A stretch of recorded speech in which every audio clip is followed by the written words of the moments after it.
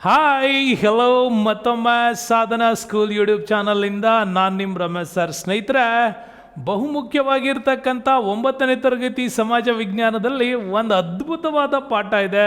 ಅದೇನೆ 6ರಿಂದ 14ನೇ ಶತಮಾನದವರೆಗಿನ ಭಾರತದ ಬಗ್ಗೆ ಇವತ್ತು ವಿಸ್ತಾರವಾಗಿ ನಿಮ್ಮ ಮುಂದೆ ಮಾತಾಡ್ತಾ ಇದ್ದೀನಿ. ಸ್ನೇಹಿತರೆ, ಇದುವರೆಗೂ ಕೂಡ ಯಾರ್ಯಾರು ನಮ್ಮ ಸಾಧನಾ ಸ್ಕೂಲ್ ಯೂಟ್ಯೂಬ್ ಚಾನಲ್ ಸಬ್ಸ್ಕ್ರೈಬ್ ಮಾಡಿಲ್ಲ, ದಯವಿಟ್ಟು ಸಬ್ಸ್ಕ್ರೈಬ್ ಮಾಡ್ಕೊಳ್ಳಿ. ಬಾಳು ಬಂಗಾರ ಆಗುತ್ತೆ. ಯಾಕೆಂದರೆ ಮುಂಬರ್ತಕ್ಕಂತಹ ಎಲ್ಲ ಪರೀಕ್ಷೆಗಳಿಗೆ ಬೇಕಾಗಿರುವ ಸ್ಪಷ್ಟವಾಗಿರ್ತಕ್ಕಂಥ ಪಠ್ಯಪುಸ್ತಕ ವಿವರಣೆ ನಿಮಗೋಸ್ಕರ ತರ್ತಾ ಇದ್ದೀವಿ. ಹಾಗೆಯೇ ಈಗ ಆಲ್ರೆಡಿ ತಂದಿರೋ ಎಲ್ಲ ವಿಡಿಯೋಗಳಿಗೂ ಕೂಡ ಉತ್ತಮವಾದ ರೆಸ್ಪಾನ್ಸ್ ಬರ್ತಾ ಇದೆ. ನೀವು ಕೂಡ ಅದರ ಒಂದು ಪಾತ್ರಧಾರರಾಗ್ತೀರಿ ಅಂತ ಅಂದ್ಕೊಳ್ತಾ ಬನ್ನಿ. ನಮ್ಮ ಇವತ್ತಿನ ಪಾಠದ ಅತಿ ಮುಖ್ಯವಾದಂಥ ವಿಚಾರ 6ರಿಂದ 14ನೇ ಶತಮಾನದವರೆಗಿನ ಇತಿಹಾಸವನ್ನು ಇವತ್ತು ನಾವು ನಿಮಗೆ ಹೇಳ್ತೀವಿ. ನೋಡಿ, 6ರಿಂದ 14ನೇ ಶತಮಾನದವರೆಗಿನ ಇತಿಹಾಸದಲ್ಲಿ ನೀವು ಏನೇನು ನೋಡ್ಬೋದು ಭಾರತದಲ್ಲಿ ಅಂದರೆ, ಅದರಲ್ಲೂ ಉತ್ತರ ಭಾರತದ ಇತಿಹಾಸದಲ್ಲಿ ಏನು ನೋಡ್ಬೋದು ಅಂತಂದರೆ, ಭಾರತದ ಶೌರ್ಯ ಇತಿಹಾಸ ಅಂತ ಕರೆಸ್ಕೊಳ್ಳೋ ರಜಪೂತರ ಇತಿಹಾಸ, ಮೊಹಮ್ಮದ್ ಗಜ್ನಿ ಅರಬ್ಬರ ದಾಳಿ ಅಂತ ಏನು ಕರಿತೀವಿ ಅದು ಮೊಹಮ್ಮದ್ ಗಜ್ನಿ ಮತ್ತು ಮೊಹಮ್ಮದ್ ಗೋರಿಯ ದಂಡಯಾತ್ರೆಗಳು, ಅದಾದಮೇಲೆ ದೆಹಲಿ ಸುಲ್ತಾನರು, ಇವ್ರ ಬಗ್ಗೆ ಹೇಳ್ತೀವಿ. ಜೊತೆಗೆ ನಿಮ್ಗೆ ಈ ಫೋಟೋ ನೋಡಿದ್ರೆ ಗೊತ್ತಾಗುತ್ತೆ, ಪೃಥ್ವಿರಾಜ್ ಚೌಹಾಣ್ ಬಗ್ಗೆ ಮಾತಾಡ್ತೀವಿ. ಆಲ್ರೆಡಿ ನಮ್ಮ CET ಪರೀಕ್ಷೆಗಳಲ್ಲಿ ಬಂದಿರುವಂಥ ಅತಿ ಮುಖ್ಯವಾದ ಪ್ರಶ್ನೆ ಲಲಿತಾದಿತ್ಯ ಮುಕ್ತ ಪೀಡ, ಇವನ ಬಗ್ಗೆ ಮಾತಾಡ್ತೀವಿ. ಆಮೇಲೆ ನಿಮಗೆ ದೆಹಲಿ ಸುಲ್ತಾನರ ಬಗ್ಗೆನೂ ಕೂಡ ಮಾತಾಡ್ತೀವಿ. ಬಹಳ ಸುಂದರವಾಗಿರ್ತಕ್ಕಂಥ ಪಾಠಗಳು, ತುಂಬಾ ಎಂಜಾಯ್ ಮಾಡ್ಬೋದಾದಂಥ ಪಾಠಗಳು. ಯಾಕೆಂದರೆ 6ರಿಂದ 14ನೇ ಶತಮಾನದ ಅವಧಿಯಲ್ಲಿ ಇಲ್ಲಿ ರಜಪೂತ ಮನೆತನಗಳು, ಖಾರ್ಕೋಟ ಮನೆತನಗಳು, ಗಜ್ನಿ, ಗೋರಿ ಮತ್ತು ದೆಹಲಿ ಸುಲ್ತಾನರುಗಳ ಸಂಪೂರ್ಣವಾದಂತಹ ಒಂದು ಹೈಲೈಟೆಡ್ ಪಾಠವನ್ನು ನಾನು ನಿಮಗಿವತ್ತು ಅರ್ಪಿಸ್ತಾ ಇದ್ದೀನಿ. ಏನಿದೆ, ರಜಪೂತರ ಬಗ್ಗೆ ಮಾತಾಡ್ತೀವಿ. ನಮಗೆಲ್ಲ ಗೊತ್ತಿದೆ, ರಜಪೂತರು ಅಂದರೆ ಅಗ್ನಿಕುಲ ಪಂಗಡಕ್ಕೆ ಸೇರಿದವರು ಅಂತ. ಈ ಅಗ್ನಿಕುಲ ಪಂಗಡದಲ್ಲಿ ಅನೇಕ ಒಂದು ಭಾಗಗಳನ್ನು ನೋಡ್ತೀವಿ.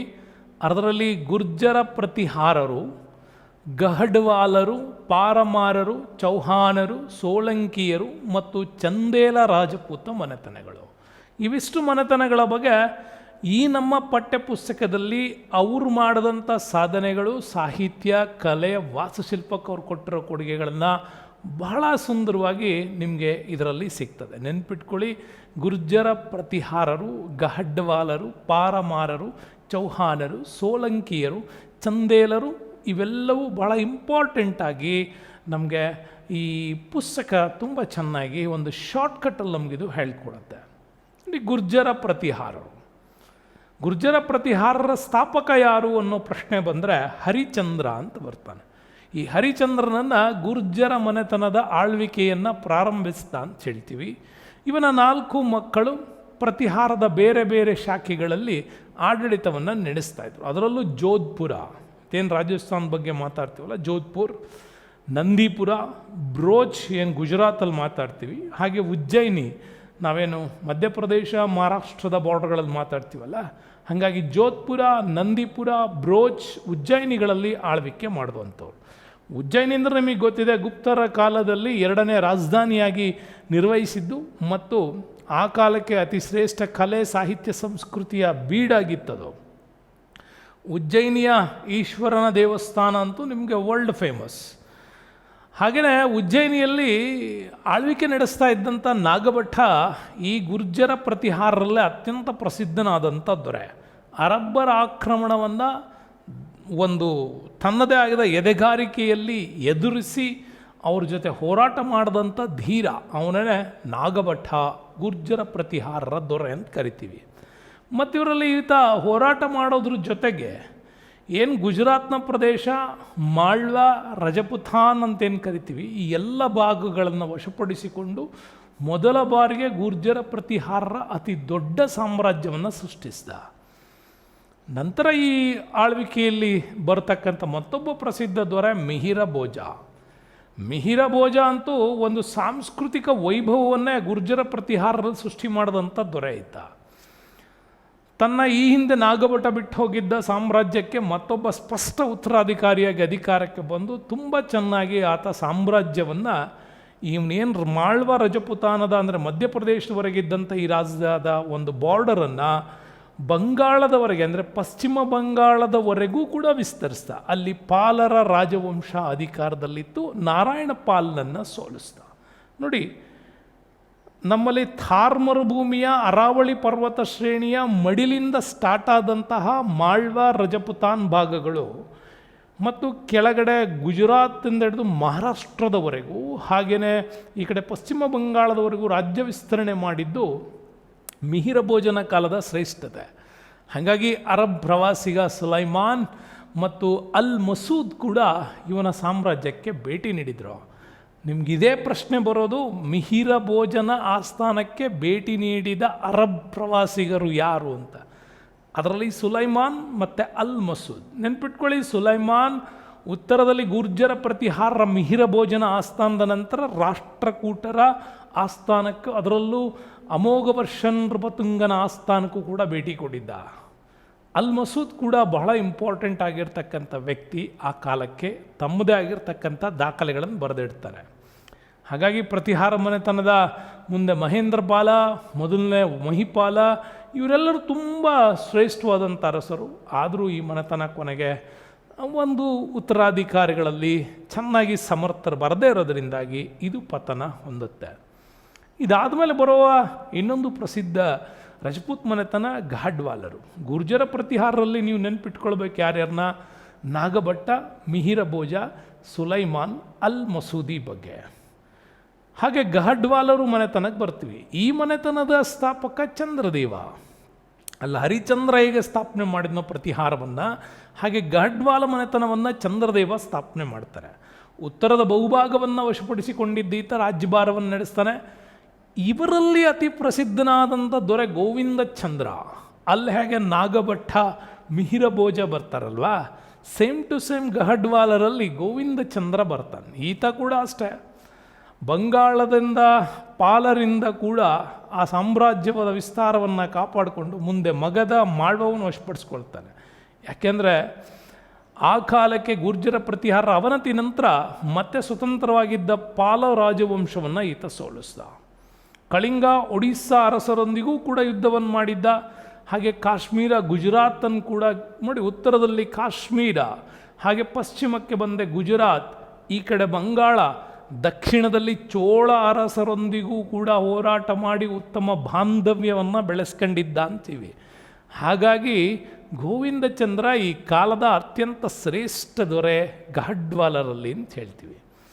ಇನ್ನು ನಮಗೆ ವೆರಿ ಇಂಪಾರ್ಟೆಂಟ್ ಆಗಿ ಬರೋದು ಇನ್ನೊಂದು ಅಂದರೆ ಪಾರ್ಮಾರರ ಬಗ್ಗೆ ಮಾತಾಡ್ತೀವಿ. ಪಾರ್ಮಾರರಲ್ಲಿ ಉಪೇಂದ್ರ ಕೃಷ್ಣರಾಜ ಈ ಮನೆತನದ ಸ್ಥಾಪಕ.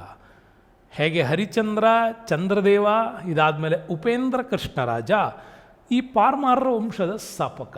ಈ ಮನೆತನದಲ್ಲಿ ಶಿಯಾಕ್ ದೊರೆ ರಾಷ್ಟ್ರಕೂಟರ ಎರಡನೇ ಕೊಟ್ಟಿಗನನ್ನು ಸೋಲಿಸಿದ್ದು ರಾಷ್ಟ್ರಕೂಟ ಮನೆತನವನ್ನು ಅವನತಿಗೆ ತಂದುಬಿಟ್ಟು ಅವರ ಮಾಂಡಳಿಕತ್ವವನ್ನು ತಾನೇ ವಹಿಸ್ಕೊಂಡು ಮುಕ್ತನಾಗಿದ್ದವನು ಅಂತ ಹೇಳ್ತಾರೆ. ಮಾಳ್ವದ ಧಾರ ಅವತ್ತಿನ ಕಾಲಕ್ಕೆ ಸಾಂಸ್ಕೃತಿಕ ನಗರಿಯಾಗಿ ವೈಭವವನ್ನು ಕಂಡಂಥ ಪ್ರದೇಶ. ಹಾಗಾಗಿ ಇಲ್ಲಿ ಶಿಯಾಕ್ ದೊರೆ ಕೂಡ ಬರ್ತಾರೆ. ನೆಕ್ಸ್ಟ್ ನಮಗಿಲ್ಲಿ ಅನೇಕ ಕೆರೆ, ಕಟ್ಟೆಗಳು, ದೇವಾಲಯಗಳು ಇವೆಲ್ಲ ನಿರ್ಮಾಣ ಮಾಡಿದ್ದು ಕೂಡ ನೋಡ್ತೀವಿ.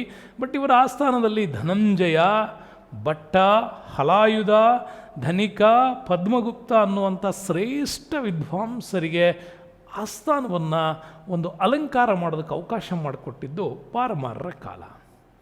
ಅದಾದಮೇಲೆ ಇನ್ನೊಂದು ಮನೆತನ ಇತಿಹಾಸದಲ್ಲಿ ಅಚ್ಚಳಿಯದೆ ಉಳಿಯತ್ತೆ ಈ ಮನೆತನ, ಅದೇ ಚೌಹಾಣ್ರ ಬಗ್ಗೆ ನಾವು ಮಾತಾಡ್ತೀವಿ.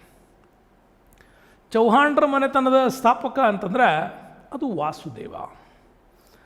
ನೋಡಿ, ಈ ವಾಸುದೇವ ಚೌಹಾಣ್ ಈ ಚೌಹಾಣ್ರ ಮನೆತನವನ್ನು ಸ್ಥಾಪನೆ ಮಾಡ್ತಾನೆ. ಮೂಲ ಅಜ್ಮೀರ್ದಿಂದ ಹಿಡಿದು ಈ ಒಂದು ಸಾಮ್ರಾಜ್ಯ ಪ್ರಬುದ್ಧಮಾನಕ್ಕೆ ಬರುತ್ತೆ. ಆಗ ಅಜ್ಮೀರ್ದಲ್ಲಿ ಪೃಥ್ವಿರಾಜ್ ಚೌಹಾಣ್ ಈ ಮನೆತನದ ಶ್ರೇಷ್ಠ ದೊರೆ. ಉಳಿದವರೆಲ್ಲ ಅಲ್ಲ ಅಂತಲ್ಲ, ಇತಿಹಾಸದ ದಾಖಲೆಗಳಲ್ಲಿ ಅತ್ಯಂತ ಶ್ರೇಷ್ಠನಾಗಿ ಕಾಣಿಸೋದೆ ನಮಗೆ ಪೃಥ್ವಿರಾಜ್ ಚೌಹಾಣ್. ಯಾಕೆ ಅಂತಂದರೆ ಇವನ ಸಾಮ್ರಾಜ್ಯದ ಮೇಲೆ ಅನೇಕ ದೊರೆಗಳು ದಾಳಿ ಮಾಡಿದರು. ಆ ಕಡೆ ಬುಂದೇಲ್ಖಂಡದ ಚಂದೇಲ ದೊರೆಗಳು ದಾಳಿ ಮಾಡಿದಾಗ ಅವ್ರನ್ನ ಕೂಡ ಸೋಲಿಸೋದ್ರ ಮುಖಾಂತರ ದೆಹಲಿಯವರೆಗೂ ತನ್ನ ಸಾಮ್ರಾಜ್ಯವನ್ನು ವಿಸ್ತರಿಸಿ ಅದನ್ನು ತನ್ನ ಆಸ್ಥಾನಕ್ಕೆ ಇಟ್ಕೊಂಡಿದ್ದ. ಬಟ್ ಶ್ರೇಷ್ಠ ವಿವರಣೆ ಎಲ್ಲಿ ಸಿಗುತ್ತೆ ನಮಗೆ? ತರೈನ್ ಕದನಗಳಲ್ಲಿ ಸಿಗತ್ತೆ. ಪೃಥ್ವಿರಾಜ್ ಚೌಹಾಣ್ ವರ್ಸಸ್ ಮೊಹಮ್ಮದ್ ಘೋರಿ ವಿರುದ್ಧ 2 ಯುದ್ಧಗಳು ನಡೀತು. 1ನೇ ತರೈನ್, 2ನೇ ತರೈನ್ ಕದನಗಳು. ಈ 2 ಕದನಗಳು ಶ್ರೇಷ್ಠವಾಗಿರ್ತಕ್ಕಂಥ ಕದನಗಳು. ಯಾಕೆಂದರೆ ಭಾರತೀಯ ಶೌರ್ಯತ್ವವನ್ನು ಇಡೀ ವರ್ಲ್ಡ್ಗೆ ಪರಿಚಯಿಸಿದ್ದೇ ಈ 2 ಕದನಗಳು ಅಂತ ಹೇಳ್ಬೋದು. ಅದಕ್ಕಿಂತ ಹಿಂದೆ ಇಲ್ವಾ ಅಂತಲ್ಲ, ದಾಖಲೆಗಳಲ್ಲಿ ದಾಖಲಿಸೋದಕ್ಕೆ ನಮಗೆ ಸಿಕ್ಕಿದ್ದು ಆ ಕಾಲಕ್ಕೆ ಇದೊಂದು ಶ್ರೇಷ್ಠವಾದ ಕದನಗಳು. ಹಾಗಾಗಿ 1ನೇ ತರೈನ್ ಕದನದಲ್ಲಿ ಮೊಹಮ್ಮದ್ ಗೋರಿಯನ್ನು ಬೆನ್ನಟ್ಕೊಂಡು ಹೋಗ್ತಾನೆ. ಅವನ ಗೋರ್ ಸಂಸ್ಥಾನವನ್ನು ಮುಟ್ಟೋವರೆಗೂ ಓಡಿಸಿದ ಹೊಡೆತಕ್ಕೆ ಮೊಹಮ್ಮದ್ ಗೋರಿ ಇನ್ನೊಮ್ಮೆ ಇವನ ಕಡೆ ನೋಡಲೇಬಾರ್ದು ಆ ಸ್ಥಿತಿ ಇತ್ತು. ಯಾಕೆಂದರೆ ಇಡೀ ರಜಪೂತ ಒಕ್ಕೂಟ ಅವತ್ತು ಪೃಥ್ವಿರಾಜ್ ಚೌಹಾನ್ನ ಜೊತೆಗಿತ್ತು. ಬಟ್ ಪೃಥ್ವಿರಾಜ್ ಚೌಹಾನ್ನ ಜೀವನದಲ್ಲಿ ಸಂಯುಕ್ತೆ ಅನ್ನುವಂಥ ಒಂದು ಲವ್ ಸ್ಟೋರಿ ಶುರುವಾಯಿತು. ರಾಜ ಜಯಚಂದ್ರನ ಮಗಳವಳು. ಹಾಗಾಗಿ ಅವಳನ್ನೇನು ಅಪಹರಿಸಲಿಲ್ಲ ಅವನು. ನಡೆದಿದ್ದಂತಹ ಸಭೆಯಲ್ಲಿ ಅವಳನ್ನು ವರಿಸಿ ಮದುವೆಯಾದ. ಹಾಗಾಗಿನೇ ಪೃಥ್ವಿರಾಜ್ ಚೌಹಾನ್ ಮೇಲೆ ಆಗಿನ ಕಾಲದ ಜಯಚಂದ್ರನಿಗೆ ಒಂದಿಷ್ಟು ಸಿಟ್ಟು ಬಂತು. ಈಗ ರಜಪೂತ ಒಕ್ಕೂಟ ಪೃಥ್ವಿರಾಜ್ ಚೌಹಾನ್ಗೆ ಸಹಾಯ ಮಾಡೋದಿರಲಿ, ಅವನ ವಿರುದ್ಧ ಒಳತಂತ್ರವನ್ನು ಮಾಡಿಬಿಟ್ಟು ಪೃಥ್ವಿರಾಜ್ ಚೌಹಾನ್ನನ್ನು ಸೋಲಿಸುವ ಹಾಗೆ ಮೊಹಮ್ಮದ್ ಗೋರಿಗೆ ಸಹಾಯ ಮಾಡಲಾಗಿತ್ತು ಅಂತ ನಮಗನ್ಸುತ್ತೆ. ಯಾಕೆಂದರೆ 1ನೇ ತರೈನ್ ಕದನದಲ್ಲಿ ಇನ್ನೊಮ್ಮೆ ಭಾರತದ ಕಡೆ ಮುಖಾನೂ ಮಾಡಬಾರ್ದು ಅನ್ನೋಷ್ಟು ಮಟ್ಟಿಗೆ ಹೆದರಿ ಓಡಿ ಹೋಗಿದ್ದ ಮೊಹಮ್ಮದ್ ಗೋರಿ ಈಗ ಪುನಃ ವಾಪಸ್ ಬಂದುಬಿಟ್ಟು ಕೆಲ ದಿನಗಳಲ್ಲೇ ಈ ಒಂದು ಸಾಮ್ರಾಜ್ಯವನ್ನು ಗೆಲ್ತಾನೆ. ಅಂದರೆ ಇಲ್ಲಿ ನಾವು ಯೋಚನೆ ಮಾಡಬೇಕು, ದಾಲ್ ಮೇ ಕುಚ್ ಕಾಲಾ ಹೈ ಅಂತ. ಹಾಗಾಗಿ ಮೊಹಮ್ಮದ್ ಗೋರಿ ಇಲ್ಲಿ 2ನೇ ತರೈನ್ ಕದನದಲ್ಲಿ ಪೃಥ್ವಿರಾಜ್ ಚೌಹಾನನ್ನು ಸೋಲಿಸಿದಾಗ ಸಾಮ್ರಾಜ್ಯವನ್ನು ಲೂಟಿ ಮಾಡ್ತಾನೆ. ಶೌರ್ಯ ಮತ್ತು ಸಾಹಸಕ್ಕೆ ಹೆಸರುವಾಸಿಯಾಗಿದ್ದ ಪೃಥ್ವಿರಾಜ್ ಚೌಹಾನ್ ಬಗ್ಗೆ ಅವನ ಆಸ್ಥಾನ ಕವಿ ಚಾಂದ್ ಬರ್ದಾಯಿ ಪೃಥ್ವಿರಾಜ ರಾಸೋ ಅನ್ನೋ ಕೃತಿ ಬರೀತಾನೆ. ಹಿಂದಿ ಮಹಾಕಾವ್ಯದಲ್ಲಿ ಇದೊಂದು ಅದ್ಭುತವಾಗಿರ್ತಕ್ಕಂತಹ ಚರಿತ್ರೆ ಕೃತಿ ಅಂತ ಹೇಳ್ತಾರೆ. ಹಾಗಾಗಿ ಶೌರ್ಯ ಸಾಹಸಗಳ ಬಗ್ಗೆ ವರ್ಣನೆ ಬಹಳ ಅದ್ಭುತವಾಗಿ ಇದರಲ್ಲಿ ಸಿಗ್ತದೆ. ಹಾಗಾಗಿ ಇವನು ತೆಗೆದುಕೊಂಡಂಥ ಕೆಲವು ತಪ್ಪು ನಿಲುವುಗಳೇ ಈ ಅವನತಿ ಕಾರಣ ಆಯಿತು ಅಂತಲೂ ಕೂಡ ನಮ್ಮ ಇತಿಹಾಸದ ಸಾಲುಗಳು ಹೇಳ್ತಾವೆ. ನೆಕ್ಸ್ಟ್ ನಮ್ಗೆ ಬರೋದು ರಜಪೂತರಲ್ಲಿ ಸೋಲಂಕಿಗಳ ಮನೆತನದ ಸ್ಥಾಪಕನೇ 1ನೇ ಮೂಲ ರಾಜ. ಈ 1ನೇ ಮೂಲ ರಾಜನಿಂದ ಸ್ಟಾರ್ಟ್ ಆಗುತ್ತೆ. ಮುಂದೆ 1ನೇ ಭೀಮರಾಯ ಈ ಸಾಮ್ರಾಜ್ಯದ ಅತ್ಯಂತ ಪ್ರಸಿದ್ಧ ದೊರೆ. ಹಾಗಾಗಿ ಈತನ ಆಳ್ವಿಕೆ ಕಾಲದಲ್ಲಿ ಮೊಹಮ್ಮದ್ ಗಜ್ನಿ ಗುಜರಾತ್ನ ಸೋಮನಾಥ ದೇವಾಲಯದ ಮೇಲೆ ದಾಳಿ ಮಾಡಿದ್ದ. ಆಗ ಈ ದಾಳಿಯನ್ನು ತಡೆಗಟ್ಟೋದಕ್ಕೆ ಅವನ ಕೈಲಿ ಆಗಲಿಲ್ಲ. ಹಾಗಾಗಿ ಗಜ್ನಿಯ ದಾಳಿ ತಡೆಯುವಾಗ ಭೀಮರಾಯ ವಿಫಲನಾಗಿದ್ದರಿಂದಾಗಿ ಅವನು ತನ್ನ ಪುತ್ರ ಕರ್ಣದೇವನಿಗೆ ಸಾಮ್ರಾಜ್ಯವನ್ನು ಬಿಟ್ಟುಕೊಟ್ಟು ಹೋದ.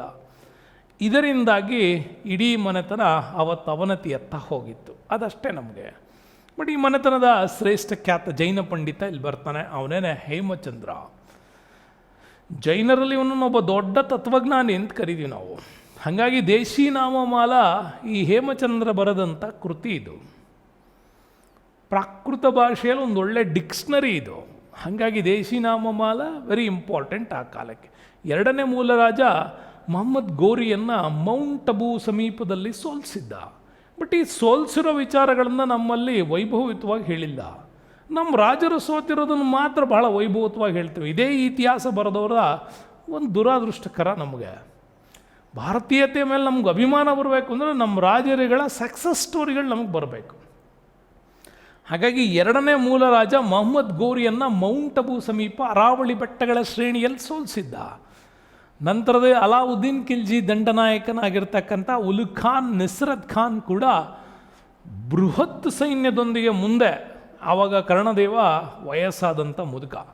ಆ ಸಂದರ್ಭದಲ್ಲಿ ಉಲುಗ್ ಖಾನ್ ನಸ್ರತ್ ಖಾನ್ ಬೃಹತ್ ಸೈನ್ಯವನ್ನು ತಂದುಬಿಟ್ಟು ಈ ಚಿಕ್ಕ ಸಾಮ್ರಾಜ್ಯದ ಮೇಲೆ ದಾಳಿ ಮಾಡ್ತಾರೆ. ದಾಳಿ ಮಾಡಿದಾಗ ಆ ಬೃಹತ್ ಸೈನ್ಯದ ಎದುರು ಹೋರಾಟ ಮಾಡೋಕ್ಕಾಗದೆ ಸೋತೋಗ್ತಾರೆ. ಸೋತ ಮೇಲೆ ಈ ಪ್ರಾಂತ್ಯವನ್ನು ದೆಹಲಿ ಸುಲ್ತಾನರು ತಮ್ಮ ವಶಕ್ಕೆ ವಿಲೀನ ಮಾಡಿಕೊಳ್ತಾರೆ. ನೆಕ್ಸ್ಟ್ ಬರೋದು ಚಂದೇಲರು. ಪಾರ್ಮಾರನತನದ ನಂತರ ಚಂದೇಲ್ ರಾಜ್ಯವನ್ನು ಸ್ಥಾಪಿಸಿದವರು ಇಲ್ಲಿ ಆಳ್ವಿಕೆಯನ್ನು ಸ್ಥಾಪನೆ ಮಾಡೋದು ನನ್ನುಕ ಅನ್ನೋ ದೊರೆ. ಇವರು ಪ್ರತಿಹಾರ ಮಾಂಡಲಿಕರ ಆಳ್ವಿಕೆಯಲ್ಲಿದ್ದವರು. ಢಂಗ ಈ ವಂಶದ ಪ್ರಸಿದ್ಧ ರಸ. ಚಂದೇಲರು ಅಂದ ತಕ್ಷಣ ನೆನಪಾಗೋದೇ ನಮಗೆ ಈ ಢಂಗನ ಬಗ್ಗೆ. ಪ್ರತಿಹಾರರಿಂದ ಅಧೀನದಲ್ಲಿದ್ದಂತಹ ಚಂದೇಲ ವಂಶ ದೆಹಲಿ ಪ್ರಾಂತ್ಯದ ಸುತ್ತಮುತ್ತ ಇತ್ತು. ಸ್ವತಂತ್ರಗೊಳಿಸ್ಕೊಂಡ್ಬಿಟ್ಟು ತಾವೇ ಅಧಿಕಾರವನ್ನು ಮಾಡ್ತಾರೆ. ರಾಜ್ಯದ ಪೂರ್ವ ಭಾಗವನ್ನು ತಮ್ಮ ಅಧೀನಕ್ಕೆ ತೆಗೆದುಕೊಂಡು ಬಂಗಾಳದಲ್ಲಿದ್ದ ಪಾಲರನ್ನು ಮತ್ತು ಆರ್ದ್ರರನ್ನು ಕೂಡ ಸೋಲಿಸಿ ರಾಜ್ಯವನ್ನು ವಿಸ್ತಾರ ಮಾಡಿದರು. ಹೀಗೆ ಪ್ರಬಲವಾದ ವಿಸ್ತಾರದೊಂದಿಗೆ ಆರಂಭಗೊಂಡಂಥ ಈ ಸಾಮ್ರಾಜ್ಯ ಮುಂದೆ ಹಿಂದೂ ಶಾಹಿ ಮನೆತನ, ಏನು ನಮ್ಮ ಇವತ್ತಿನ ಅಫ್ಘಾನಿಸ್ತಾನ್, ಅಹಮದಾಬಾದ್, ಪಾಕಿಸ್ತಾನದವರೆಗಿನ ಪ್ರದೇಶ ಇದೆ, ಇಲ್ಲಿದ್ದಂಥ ಹಿಂದೂ ಶಾಹಿ ರಾಜ ಜಯಪಾಲ್ನಿಗೆ ಮುಸ್ಲಿಂ ವಿರುದ್ಧ ಹೋರಾಡಲಿಕ್ಕೆ ಸೈನಿಕ ನೆರವು ಕೂಡ ಕೊಟ್ಟಿದ್ದ. ಮಹಾರಾಜಾದಿರಾಜ ಅನ್ನೋ ಬಿರುದು ಕೂಡ ಏನಿಗಿತ್ತು. ಬಟ್ ಇವನ ಇಷ್ಟು ದಾಖಲೆಗಳು ನಮಗೆ ಬಹಳ ಅದ್ಭುತವಾಗಿ ಸಿಗೋದು ಅಂತಂದರೆ, ಇವನ ಆಸ್ಥಾನದಲ್ಲಿ ಈ ಮನೆತನದ ಅವಧಿಯಲ್ಲಿ ಒಂದು ಇದ್ದಂಥ ಸಾಹಿತ್ಯ. ಭವಭೂತಿ ಸಂಸ್ಕೃತದಲ್ಲಿ ಮಾಲತಿ ಮಾಧವ ಕೃತಿ ಬರೀತಾರೆ. ಉತ್ತರ ರಾಮಚರಿತ ಮತ್ತು ಮಹಾವೀರ ಚರಿತ ಕಾವ್ಯಗಳನ್ನು ಕೂಡ ರಚಿಸಿದರು. ಮುಂದೆ ಢಂಗ ದೊರೆ ಸ್ವತಃ ವಿದ್ವಾಂಸನಾಗಿದ್ದವನು. ಹಾಗಾಗಿ ಹಲವಾರು ವಿದ್ವಾಂಸರಿಗೆ ಆಶ್ರಯದಾತನಾಗಿದ್ದವನು. ಹಾಗಾಗಿ ಈ ರಾಜ್ಯವನ್ನು ಖಿಲ್ಜಿ ಸುಲ್ತಾನರು ಗೆದ್ಕೊಳ್ತಾರೆ. ರಜಪೂತ ಅರಸರಲ್ಲಿ ಪರಸ್ಪರ ದ್ವೇಷ, ಐಕ್ಯತೆ ಕೊರತೆಯಿಂದಾಗಿ ಈ ಸಾಮ್ರಾಜ್ಯ ಅಂತ್ಯಗೊಳ್ಳುತ್ತೆ. ಮುಂದೆ ನಾವು ನೋಡಬೇಕಾಗಿರೋ ಒಂದು ಇಂಪಾರ್ಟೆಂಟ್ ವಿಷಯ ಅಂತಂದರೆ ರಜಪೂತರ ಕೊಡುಗೆಗಳ ಬಗ್ಗೆ ಮಾತಾಡ್ತೀವಿ. ಏನಿತ್ತು ನೋಡಿ, ರಜಪೂತರು ತುಂಬ ಕ್ಷತ್ರಿಯರು, ಅಗ್ನಿಕುಲ ರಜಪೂತ ಪಂಗಡ ಅಂತದ್ದು ಕೇಳೋದು. ಶೂರ ಯೋಧರು ಇವರು. ಸಮಾಜದಲ್ಲಿ ಸತಿ ಪದ್ಧತಿ ಅಂದರೆ ಜೊಹರ್ ಸಿಸ್ಟಮ್ ಇತ್ತು. ರಾಜ್ಯಕ್ಕೆ ಹೋರಾಡುವಂಥ ರಾಜ ಮತ್ತು ಸೈನಿಕರು ಮರಣ ಹೊಂದಿದರೆ ಯುದ್ಧದಲ್ಲಿ, ಇಲ್ಲಿ ಇವರು ತಮ್ಮ ಆಸ್ಥಾನದಲ್ಲಿ ಒಂದು ದೊಡ್ಡ ಅಗ್ನಿಯ ಕುಂಡವನ್ನು ರಚಿಸಿಕೊಂಡು ರಾಜನ ಮಡದಿಯರು ಮತ್ತು ಸೈನಿಕರ ಮಡದಿಯರು ಏಕಕಾಲಕ್ಕೆ ಆ ಬೆಂಕಿಯನ್ನು ಪ್ರವೇಶ ಮಾಡ್ತಾಯಿದ್ರು. ಅಗ್ನಿಗೆ ತಮ್ಮಂತಾವು ಆಹುತಿ ಮಾಡಿಕೊಳ್ತಾ ಇದ್ರು. ಇದನ್ನು ಜೊಹರ್ ಪದ್ಧತಿ ಅಂತ ಕರಿತೀವಿ. ಸ್ವಯಂವರದ ವಿವಾಹ ಪದ್ಧತಿ ಈ ರಾಜಮನೆತನಗಳಲ್ಲಿ ಆ ಕಾಲಕ್ಕೆ ರೂಢಿಯಲ್ಲಿತ್ತು. ಈ ಸ್ವಯಂವರ ಪದ್ಧತಿಯಿಂದಾಗಿಯೇ ಅವತ್ತು ಪೃಥ್ವಿರಾಜ್ ಚೌಹಾಣ್ಗೂ ರಾಜಾ ಜೈತನ್ಗೂ ಒಂದು ವೈಮನಸ್ಸು ಬರಲಿಕ್ಕೆ ಸಂಯುಕ್ತೆಯಲ್ಲಿ ಕಾರಣ ಆಗೋದು. ಇನ್ನು ರಜಪೂತರ ಸ್ತ್ರೀಯರಿಗೆ ತುಂಬ ಸ್ವಾಭಿಮಾನದಿಂದ ಕೂಡಿದಂಥವ್ರು, ಧೈರ್ಯಶಾಲಿಗಳಾಗಿದ್ದಂಥವ್ರು. ಇವರು ಸಾಹಿತ್ಯ, ನೃತ್ಯ, ಸಂಗೀತ, ಚಿತ್ರಕಲೆ, ಕಸೂತಿ ಎಲ್ಲದರಲ್ಲೂ ತುಂಬಾ ಡಿಫ್ರೆಂಟ್ ಆಗಿರ್ತಕ್ಕಂಥ ಒಂದು ವೈವಿಧ್ಯತೆಯ ವಿಚಾರಗಳನ್ನು ನಮಗೆ ಕಲಿಸ್ಕೊಟ್ಟು ಹೋಗಿದ್ದಾರೆ. ವಿದ್ವಾಂಸರುಗಳಿಗೆ ತುಂಬ ಪ್ರೋತ್ಸಾಹ ಇತ್ತು. ಸಾಹಿತ್ಯ ಕೊಡುಗೆ ಅಂತೂ ಅಪಾರವಾಗಿದೆ. ಸೊ ನೋಡಿ, ಇಲ್ಲಿ ಭೋಜ ಮತ್ತು ಮುಂಜ ರಜಪೂತರ ಅರಸರುಗಳು ಸ್ವತಃ ಇವರೊಬ್ಬರು ದೊಡ್ಡ ವಿದ್ವಾಂಸರಾಗಿದ್ದವರು. ಮುಂಜ ರಾಜನು ಪದ್ಮಗುಪ್ತ ಹಲಾಯುಧ ಕವಿಗಳಿಗೆ ಆಶ್ರಯ ನೀಡಿದ್ದು ಹೇಳಿದೆ. ಅದೇ ರೀತಿ ಭೋಜರಾಜನ ಕಾಲದಲ್ಲಿ ಶಾಂತಿಸೇನ, ಪ್ರಭಾಚಂದ್ರ ಸೂರಿ, ನೋಡಿ ಘನಪಾಲ, ಇವರೆಲ್ಲ ಜೈನ ಪಂಡಿತರು, ಜೈನ ವಿದ್ವಾಂಸ ಒಂದು ಅಸ್ತಿತ್ವವನ್ನು ತೆಗೆದುಕೊಂಡವರು ಇವನ ಕಾಲದಲ್ಲಿ ಆಶ್ರಯ ಪಡೆದಿದ್ದವರು. ಇನ್ನು ಭೋಜರಾಜನ ಕಾಲ ಅಂತೂ ಇತಿಹಾಸದಲ್ಲಿ ಮರೆಯೋಕ್ಕೆ ಆಗಲ್ಲ.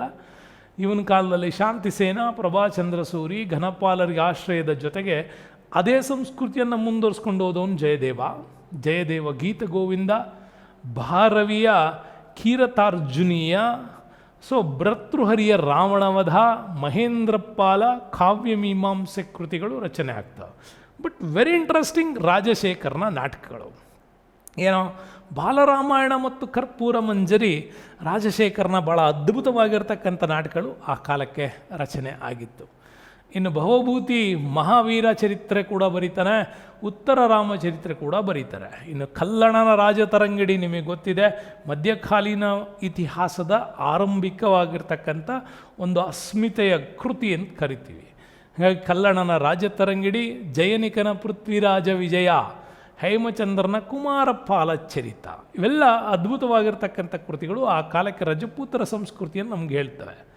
ಇನ್ನು ಪೃಥ್ವಿರಾಜ್ ರಾಸೋ ಬಗ್ಗೆ ಅಂತೂ ಹೇಳಂಗಿಲ್ಲ, ಚಾಂದ್ ಬರ್ದಾಯಿ ಭಾಳ ಅದ್ಭುತವಾಗಿ ಬರೀತಾರೆ.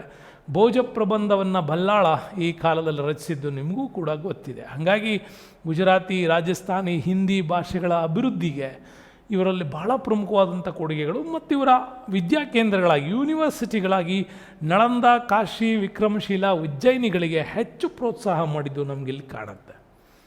ಆದರೆ ಕಲೆ ವಾಸ್ತುಶಿಲ್ಪದಲ್ಲೇನು ಹಿಂದೆ ಬಂದಿದೆಯಾ? ನೆವರ್.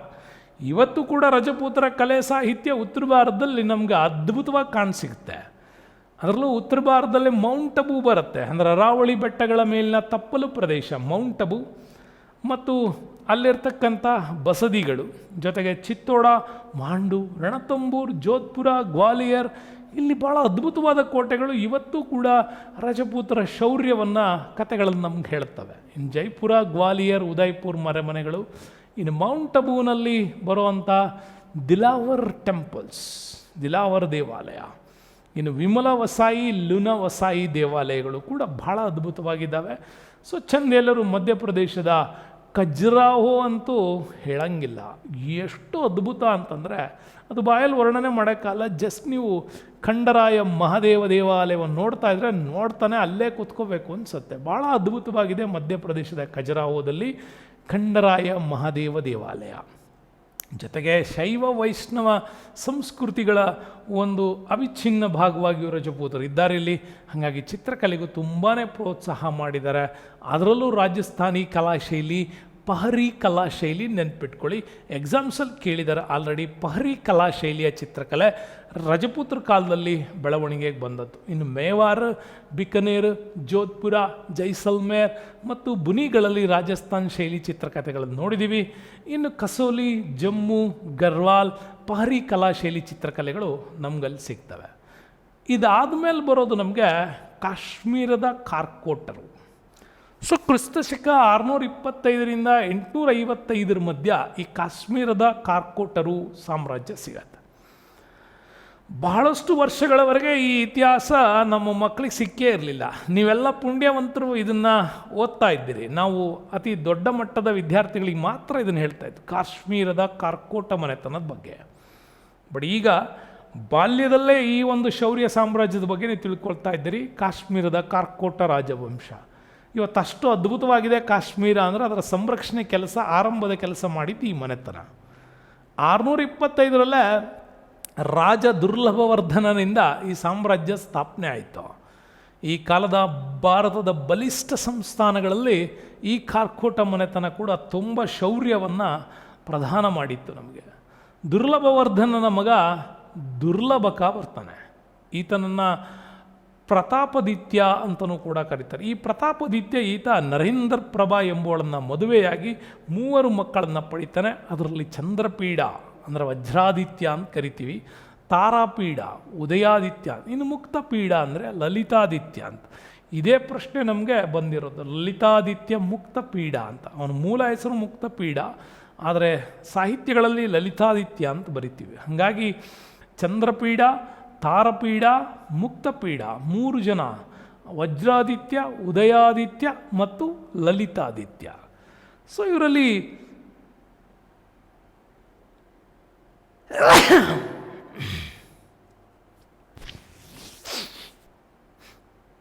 ಇವರಲ್ಲಿ ಮೊದಲ ಇಬ್ಬರು ರಾಜ್ಯಭಾರವನ್ನು ನಡೆಸಿದ ಮೇಲೆ ಲಲಿತಾದಿತ್ಯ ಕಾರ್ಕೋಟದ ವಂಶದ ಉಸ್ತುವಾರಿ ತೆಗೆದುಕೊಳ್ತಾರೆ. ಸುಮಾರು 36 ವರ್ಷಗಳ ಕಾಲ, ಅಂದರೆ ಇನ್ನು 724ರಿಂದ 760ರವರೆಗೆ ರಾಜ್ಯ ಆಳಿದ. ಕಾರ್ಕೋಟ ಸಾಮ್ರಾಜ್ಯದ ಮೇರೆಗಳನ್ನು ವಿಸ್ತರಿಸಿದ ಕೀರ್ತಿ ಇವನಿಗೇ ಸಲ್ಲಬೇಕು. ಸೊ ಹಾಗಾಗಿ ಈ ಲಲಿತಾದಿತ್ಯ ಮುಕ್ತಪೀಡ ಶ್ರೇಷ್ಠವಾಗಿರ್ತಕ್ಕಂಥವ್ನು. ಇವನ ಆಸ್ಥಾನದಲ್ಲೇ ಆಸ್ಥಾನ ಕವಿಯಾಗಿದ್ದವನು ಕಲ್ಲಣನ ರಾಜತರಂಗಿಣಿ ಬಹಳ ಅದ್ಭುತವಾಗಿರ್ತಕ್ಕಂಥ ಕಾಶ್ಮೀರದ ಇತಿಹಾಸವನ್ನು ಹೇಳುತ್ತೆ. ಹಾಗಾಗಿ ಲಲಿತಾದಿತ್ಯ ಬಹಳಷ್ಟು ವಿವರಗಳು ಸಿಗೋದು ನಮಗೆ ಇದೇ ಕೃತಿಯಲ್ಲಿ.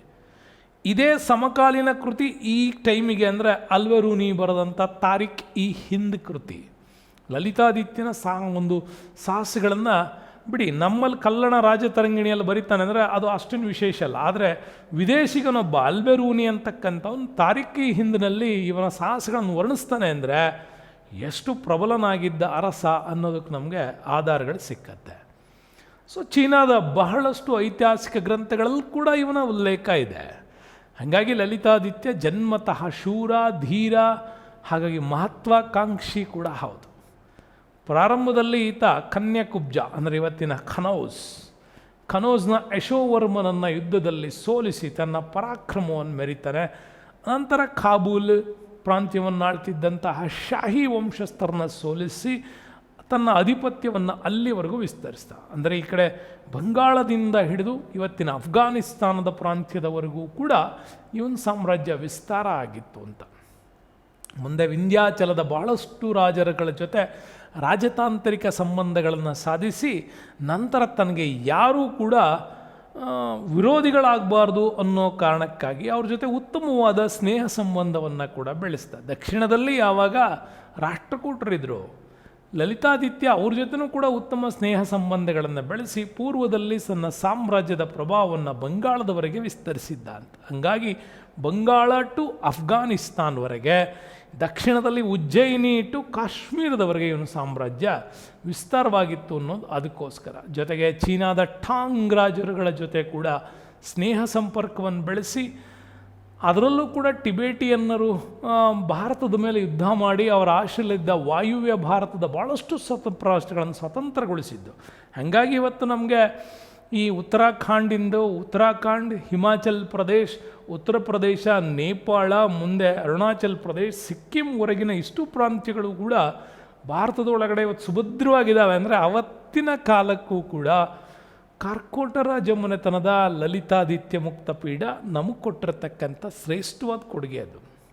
ಕಾರ್ಕೋಟ ಸಾಮ್ರಾಜ್ಯವನ್ನು ಟರ್ಕಿ ದೇಶದವರೆಗೆ ವಿಸ್ತರಿಸಿದ ಕೀರ್ತಿ ಇದೆ ಅವನ ಕಾಲಕ್ಕೆ. ಹಾಗಾಗಿ ಕಾರ್ಕೋಟಕ ರಾಜ್ಯ ಇಂದಿನ Uzbekistan, Tajikistan, Kyrgyzstan, Kazakhstan, Kabul ಹೇಳ್ತಾ ಹೋದರೆ ಅರ್ಧ ರಷ್ಯಾ ಇವತ್ತು ಭಾರತದಲ್ಲಿ ಇರಬೇಕಾಗಿತ್ತು.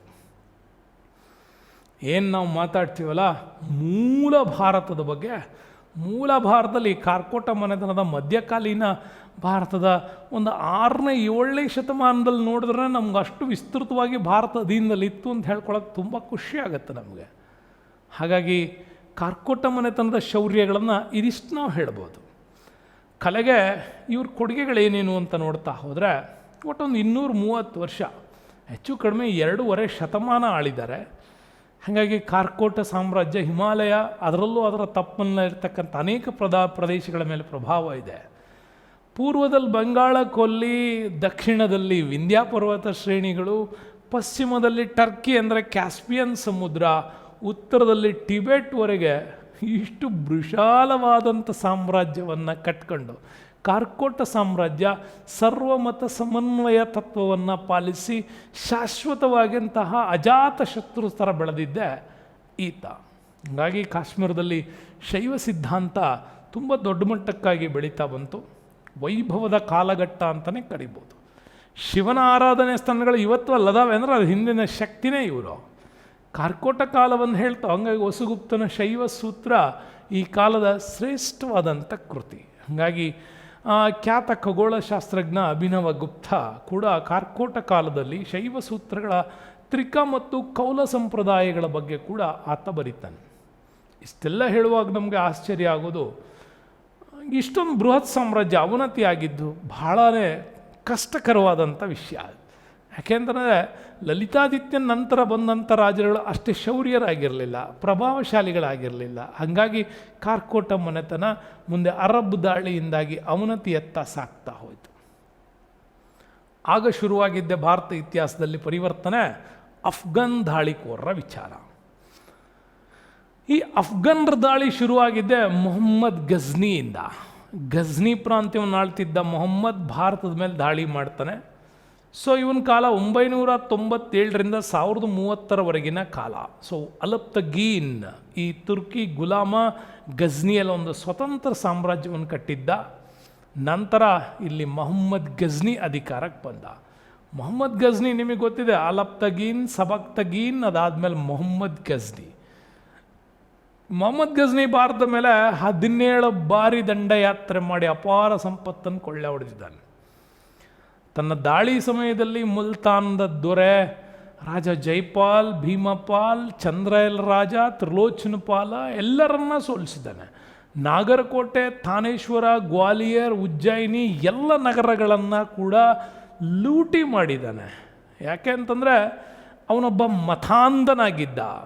ಜೊತೆಗಿನ್ನೇನು ಅಂದರೆ ದಾರುಲ್ ಇಸ್ಲಾಂ ನೀತಿಯನ್ನು ಅನುಸರಿಸಿದವನು. ಆದರೆ ಅವನು ಗೆದ್ದ ಅನ್ನೋಕ್ಕಿಂತ ಹೆಚ್ಚಾಗಿ ಭಾರತೀಯ ರಾಜರುಗಳ ರಜಪೂತರ ಒಳಗಿನ ಒಳಜಗಳಗಳನ್ನು ಪ್ಲಸ್ ಮಾಡಿಕೊಂಡು ಆ ಒಳಸಂಚುಗಳಿಂದ ಸಾಮ್ರಾಜ್ಯಗಳನ್ನು ಸೋಲಿಸಿ ಅವುಗಳನ್ನು ಲೂಟಿ ಮಾಡಿದಾಗಲೇ ಗೊತ್ತಾಗಿದ್ದು ಇಲ್ಲಿನ ಜನರಿಗೆ ನಾವು ತಪ್ಪು ಮಾಡಿದ್ವಿ ಅಂತ. ಹಾಗಾಗಿನೇ ಈತ ಗುಜರಾತ್ನ ಸೋಮನಾಥ ದೇವಾಲಯದ ಮೇಲಿನ ಲೂಟಿ ಇತಿಹಾಸದಲ್ಲಿ ಒಂದು ಅಂಶವಾಗಿ ನಮ್ಮಲ್ಲಿ ಉಳ್ಕೊಳ್ಳುತ್ತೆ. ಮರಿಲಾರದೇ ಇರುವಂಥ ಖೇದಕರ ಸಂಗತಿ ಅದು. ಯಾಕೆಂದರೆ ಸೋಮನಾಥ ದೇವಾಲಯವನ್ನು ನುಗ್ಗಿ ಅಲ್ಲಿನ ಶಿವಲಿಂಗವನ್ನು ಧ್ವಂಸಗೊಳಿಸಿ ಅದನ್ನು ನಾಶ ಮಾಡಿ ಅಲ್ಲಿದ್ದ ಅಪಾರ ಸಂಪತ್ತನ್ನು ಲೂಟಿ ಮಾಡ್ಕೊಂಡು ಹೋಗ್ತಾನೆ.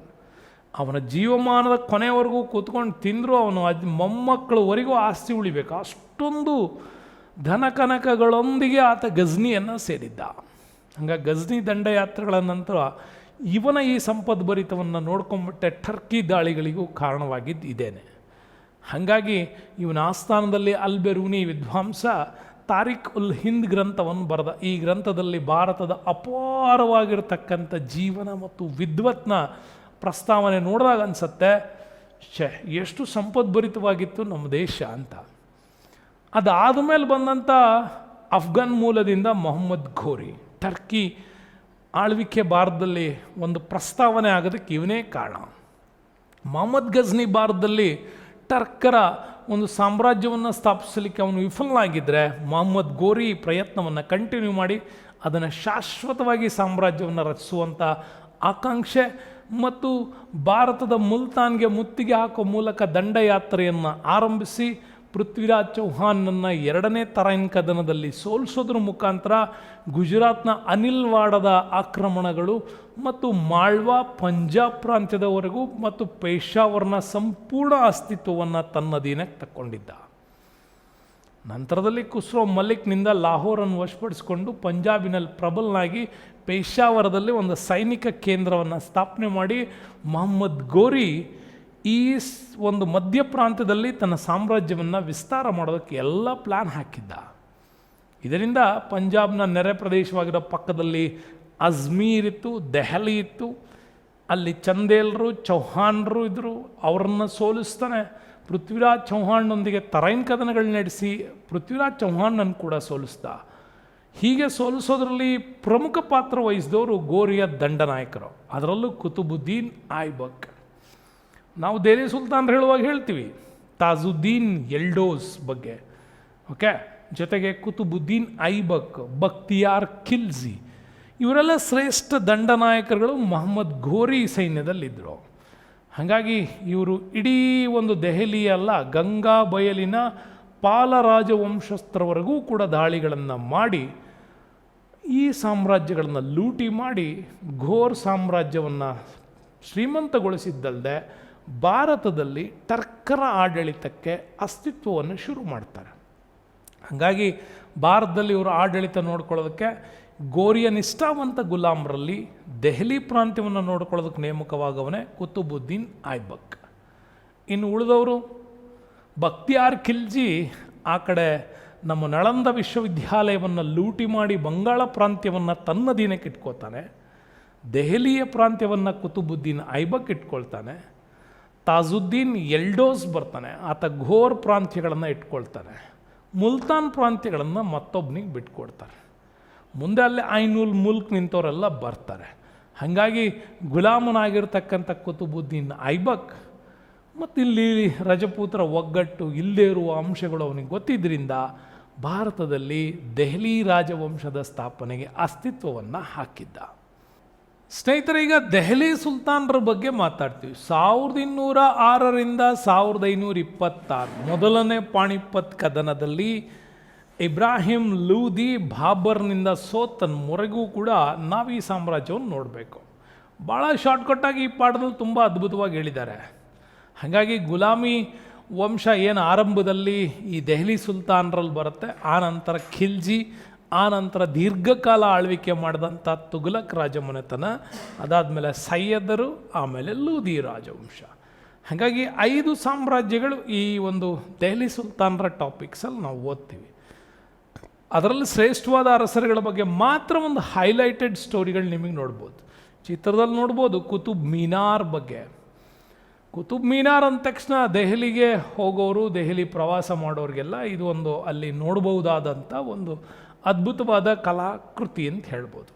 ಹಾಗಾಗಿ ಕುತುಬುದ್ದೀನ್ ಐಬಕ್ ಇದನ್ನು ನಿರ್ಮಾಣ ಮಾಡ್ದ ಅಂದರೆ ಅವನ ಶ್ರೇಷ್ಠ ಸೂಫೀಸ್ ಅಂತ ಬಕ್ತಿಯಾರ್ ಖಾಕಿ, ಅವರ ಸವಿನೆನಪಿಗಾಗಿಯೇ ಭಾರತದಲ್ಲಿ ಅವನು ಕಟ್ಟಿದ್ದು ಕುತುಬ್ ಮೀನಾರನ್ನು. ಇದು ಪ್ರತಿ ಸಾರಿ ಎಕ್ಸಾಮಿಗೆ ಬರ್ತಾ ಇದೆ ನಿಮಗೆ. ಸೂಫಿಗೆ ಪಾಠವನ್ನು ನೀವು ಓದೋದಿಲ್ಲ, ಹಾಗಾಗಿ ಹೇಳ್ತಾ ಇದ್ದೀವಿ. ಬಕ್ತಿಯಾರ್ ಖಾಕಿ ಭಾರತದಲ್ಲಿ ದೆಹಲಿ ಸುಲ್ತಾನರ ಕಾಲದಲ್ಲಿ ಕುತುಬುದ್ದೀನ್ ಐಬಕ್ನಿಂದಾಗಿಯೇ ಸೂಫಿಸಮ್ ಭಾರತದಲ್ಲಿ ತುಂಬ ಅದ್ಭುತವಾಗಿ ಬೆಳೀತು. ಮುಂದೆ ಇಲ್ತಮಷ್ ಕಾಲದಲ್ಲಿ ಭಾಳ ಉನ್ನತ ಹಂತವನ್ನು ತಲುಪಿತ್ತು, ಅದು ಕೂಡ ನಿಮಗೆ ಗೊತ್ತಿರಲಿ. ದಕ್ಷಿಣ ಭಾರತದಲ್ಲಾದರೆ ಬಹುಮನಿ ಸುಲ್ತಾನರಿಂದಾಗಿಯೇ ಈ ಸೂಫಿಸಮ್ ದಕ್ಷಿಣ ಭಾರತಕ್ಕೆ ಕೂಡ ಎಂಟ್ರಿ ಆಗಿತ್ತು, ಅದು ಕೂಡ ಗೊತ್ತಿರಲಿ. ಹಾಗಾಗಿ ಕುತುಬುದ್ದೀನ್ ಐಬಕ್, ಮಹಮ್ಮದ್ ಗೋರಿಯ ನಿಷ್ಠಾವಂತ ಗುಲಾಮ ಭಾರತದಲ್ಲಿ ದೆಹಲಿ ಸುಲ್ತಾನರ ಅಸ್ತಿತ್ವವನ್ನು ಆರಂಭ ಮಾಡ್ತಾನೆ. ಐಬಕ್ ಕೂಡ ಅಷ್ಟೇ ದೆಹಲಿ ಸುಲ್ತಾನರ ಆಳ್ವಿಕೆಗೆ ಭದ್ರ ಬುನಾದಿಯನ್ನು ಹಾಕಲಿಕ್ಕೆ ಅದಕ್ಕೇನು ಸುಲಭವಾದ ಕೆಲಸ ಆಗಿರಲಿಲ್ಲ. ಯಾಕೆ ಅಂತಂದರೆ ಈ ಭಾಗದಲ್ಲಿ ರಜಪೂತ್ರ ರಾಜವಂಶಗಳ ಒಂದು ಶೌರ್ಯದ ಆಡಳಿತ ಇತ್ತು. ಬಟ್ ಅವರಲ್ಲಿ ಒಳಜಗಳಗಳ ಲಾಭವನ್ನು ಪಡೆದ ಕುತುಬುದ್ದೀನ್ ಐಬಕ್ ಈ ಸಾಮ್ರಾಜ್ಯದ ಅಸ್ತಿತ್ವವನ್ನು ತಾನಿಟ್ಕೊಂಡ. ಹಾಗಾಗಿನೇ ನಾವು ಹೇಳ್ತೀವಿ, ಕುತುಬುದ್ದೀನ್ ಬಾಲ್ಯದಲ್ಲಿ ಈತನ ಪಾಲಕರು ನಿಶಾಪುರದ ಖಾಜಿಗೆ ಒಬ್ಬ ಗುಲಾಮ್ನನ್ನಾಗಿ ಇವನನ್ನು ಮಾರಿದರು. ಅಲ್ಲಿಂದ ಮುಂದೆ ಐಬಕ್ ಪರ್ಷಿಯನ್, ಅರೇಬಿಕ್ ಭಾಷೆಗಳ ಶಿಕ್ಷಣದ ಜೊತೆಗೆ ಉತ್ತಮ ಕ್ಷತ್ರಿಯ ವಿದ್ಯೆಗಳಾದ ಬಿಲ್ಲುಗಾರಿಕೆ, ಕುದುರೆ ಸವಾರಿ, ಸೈನಿಕ ತರಬೇತಿಯನ್ನು ಪಡೆದ. ಮುಂದೆ ಗಜ್ನಿಯ ರಾಜ್ಯಪಾಲನಾದ. ಮಹಮ್ಮದ್ ಗೋರಿ ಇವನನ್ನು ಗುಲಾಮನನ್ನಾಗಿ ಖರೀದಿ ಮಾಡ್ಕೊಂಡ. ಹೀಗೆ ಖರೀದಿ ಮಾಡಿದ ನಂತರವೇ ಆ ಕುತುಬುದ್ದೀನ್ ಐಬಕ್ ಗಜ್ನಿ ಸೇನೆಯನ್ನು ಸೇರಿಕೊಂಡಿದ್ದ. ಮುಂದೆ ಗಜ್ನಿ, ಅವನ ನಂತರ ಗೋರಿ, ಇವರೆಲ್ಲರ ಸೇನೆಯಲ್ಲೂ ಸೇರಿ ತನ್ನ ಶೌರ್ಯವನ್ನು ಪ್ರದರ್ಶನ ಮಾಡಿದ್ದ. ಭಾರತದಲ್ಲಿ ಇವನ ಶೌರ್ಯದ ಪ್ರತೀಕಗಳನ್ನು ಯಾವ ಕೃತಿಗಳ ಸಂದರ್ಭದಲ್ಲಿ ಉಲ್ಲೇಖ ಆಗತ್ತೆ ಅಂದರೆ ಅದು ಕುತುಬುದ್ದೀನ್ ಐಬಕ್ನ ಒಂದು ನಿಷ್ಠಾವಂತ ಹೋರಾಟಗಾರನಾಗಿ ಆ ಕಾಲಕ್ಕೆ ನಮಗೆ ಕಾಣಸಿಗತ್ತೆ. ಅದು ನಮಗೆ ಚಾಂದ್ ಬರೆದ ಈ ಪೃಥ್ವಿರಾಜ್ ರಾಸಕೃತಿಯಲ್ಲಿ ಪೃಥ್ವಿರಾಜ್ ಚೌಹಾನ್ನ ವಿರುದ್ಧ ಹೋರಾಟ ಮಾಡುವ 2ನೇ ತರೈನ್ ಕಾಳಗದಲ್ಲಿ ಈತನೇ ಇದ್ದ ಅಂತ. ಮಹಮ್ಮದ್ ಗೋರಿಯ ಸೇನೆಯ ಉಸ್ತುವಾರಿಯನ್ನು ಈತ ನೋಡಿಕೊಂಡಿದ್ದ ಅಂತ. ಇಲ್ಲಿ ರಾಜಾ ಜಯಚಂದನ ಒಳ ಸಂಚನ್ನು ಅರಿತದ್ದ ಕುತುಬುದ್ದೀನ್ ಐಬಕ್ ಶೌರ್ಯವಂತ ದೊರೆ ಮಹಮ್ಮದ್ ಗೋರಿಯನ್ನು ಆತ ಸೋಲಿಸಿದ್ದ. ಬಿಟ್ಟರೆ ಆ ಒಳಸಂಚು ಇಲ್ದಂಗೆ ಇದ್ದಿದ್ರೆ ಭಾರತ ಇತಿಹಾಸದಲ್ಲಿ ಅದು ಬೇರೆಯೇ ಪುಟಗಳನ್ನು ನಾವು ಇವತ್ತು ಓದಬೇಕಾಗ್ತಿತ್ತು. ಹಾಗಾಗಿ ಕುತುಬುದ್ದೀನ್ ಐಬಕ್ ಮಹಮ್ಮದ್ ಗೋರಿಯ ಕಾಲದಲ್ಲಿ ದೆಹಲಿ ಪ್ರಾಂತ್ಯದ ಉತ್ತರಾಧಿಕಾರಿಯಾಗಿ ಅಧಿಕಾರಕ್ಕೆ ಬಂದ. ನಿಮಗೆ ನಾನು ಹೇಳ್ತಾ ಇರ್ತೀನಿ. ಹಾಗಾದರೆ ಇದೇ ಸಂದರ್ಭದಲ್ಲೇ ನಳಂದ ವಿಶ್ವವಿದ್ಯಾಲಯ ಅತ್ಯುನ್ನತ ಸ್ಥಿತಿಯಲ್ಲಿತ್ತು. ಆಗ ಇದೇ ಮಹಮ್ಮದ್ ಗೋರಿಯ ದಂಡನಾಯಕ ಬಕ್ತಿಯಾರ್ ಖಿಲ್ಜಿ ಆ ಕಡೆ ನಳಂದ ವಿಶ್ವವಿದ್ಯಾಲಯವನ್ನು ಲೂಟಿ ಮಾಡಿದ್ದ, ಅದನ್ನು ಸುಟ್ಟು ಹಾಕಿದ್ದ. ಬಂಗಾಳ ಪ್ರಾಂತ್ಯಕ್ಕೆ ಆತ ನಾಯಕನಾಗಿ ಬಂದ. ತಾಜುದ್ದೀನ್ ಎಲ್ಡೋಸ್ ಈ ಕಡೆ ನೀವು ನೋಡಿದ್ದೀರಾ ಘೋರ್ ಪ್ರಾಂತ್ಯಕ್ಕೆ, ಓಕೆ. ಮತ್ತು ನಾಸಿರುದ್ದೀನ್ ಖಬಾಚಾ ಇವತ್ತಿನ ಪಾಕಿಸ್ತಾನದ ಪೇಶಾವರ್ ಆ ಪ್ರಾಂತ್ಯಗಳು, ಮುಲ್ತಾನ್ ಪ್ರಾಂತ್ಯಗಳನ್ನು ಅವನ ಅಧೀನಕ್ಕೆ ಇಟ್ಕೊಂಡಿದ್ದ. ಹೀಗೆ ಗೋರಿ ಮರಣ ನಂತರ 4 ಜನ ನಿಷ್ಠಾವಂತ ಗುಲಾಮರು ಇಡೀ 4 ಭಾಗವನ್ನು ಮಾಡ್ಕೊಂಡು ಅದರಲ್ಲಿ ಒಂದು ಭಾಗ ದೆಹಲಿಯನ್ನು ಕುತುಬುದ್ದೀನ್ ಐಬಕ್ ಇಲ್ಲಿ ದೆಹಲಿ ಸುಲ್ತಾನರು ಅನ್ನೋ ಹೆಸರಿನ ಮೇಲೆ ಈ ಸಾಮ್ರಾಜ್ಯವನ್ನು ಕಟ್ಟಿದಾಗ 4 ಗುಲಾಮರಲ್ಲೂ ಕೂಡ ಸಾಮ್ರಾಜ್ಯವನ್ನು ವಿಸ್ತಾರ ಮಾಡಬೇಕಾದ ಒಂದು ಅನಿವಾರ್ಯತೆ ಅವ್ರಿಗೂ ಇತ್ತು. ಸಂಪತ್ತಿನ ಭಾರತದ ಸಂಪತ್ತು ಅವ್ರಿಗೆ ಕಣ್ಣು ಕೂಗ್ತಾ ಇತ್ತು. ಹಾಗಾಗಿ ಮುಲ್ತಾನ್ನಲ್ಲಿದ್ದವನು, ಘೋರಲ್ಲಿದ್ದವನು ಭಾರತದ ದೆಹಲಿ ಮತ್ತು ಬಂಗಾಳಗಳನ್ನು ವಶಪಡಿಸ್ಕೊಳ್ಬೇಕು ಅಂತ ಅವ್ರಿಗೂ ಆಸೆ. ಈಗ ನಿಷ್ಠಾವಂತ ಗುಲಾಮರಲ್ಲೇ ಹೊಡೆದಾಟ ಇತ್ತು. ಆದರೆ ಕುತುಬುದ್ದೀನ್ ಐಬಕ್ ತುಂಬ ಬ್ರಿಲಿಯಂಟ್ ದೊರೆ.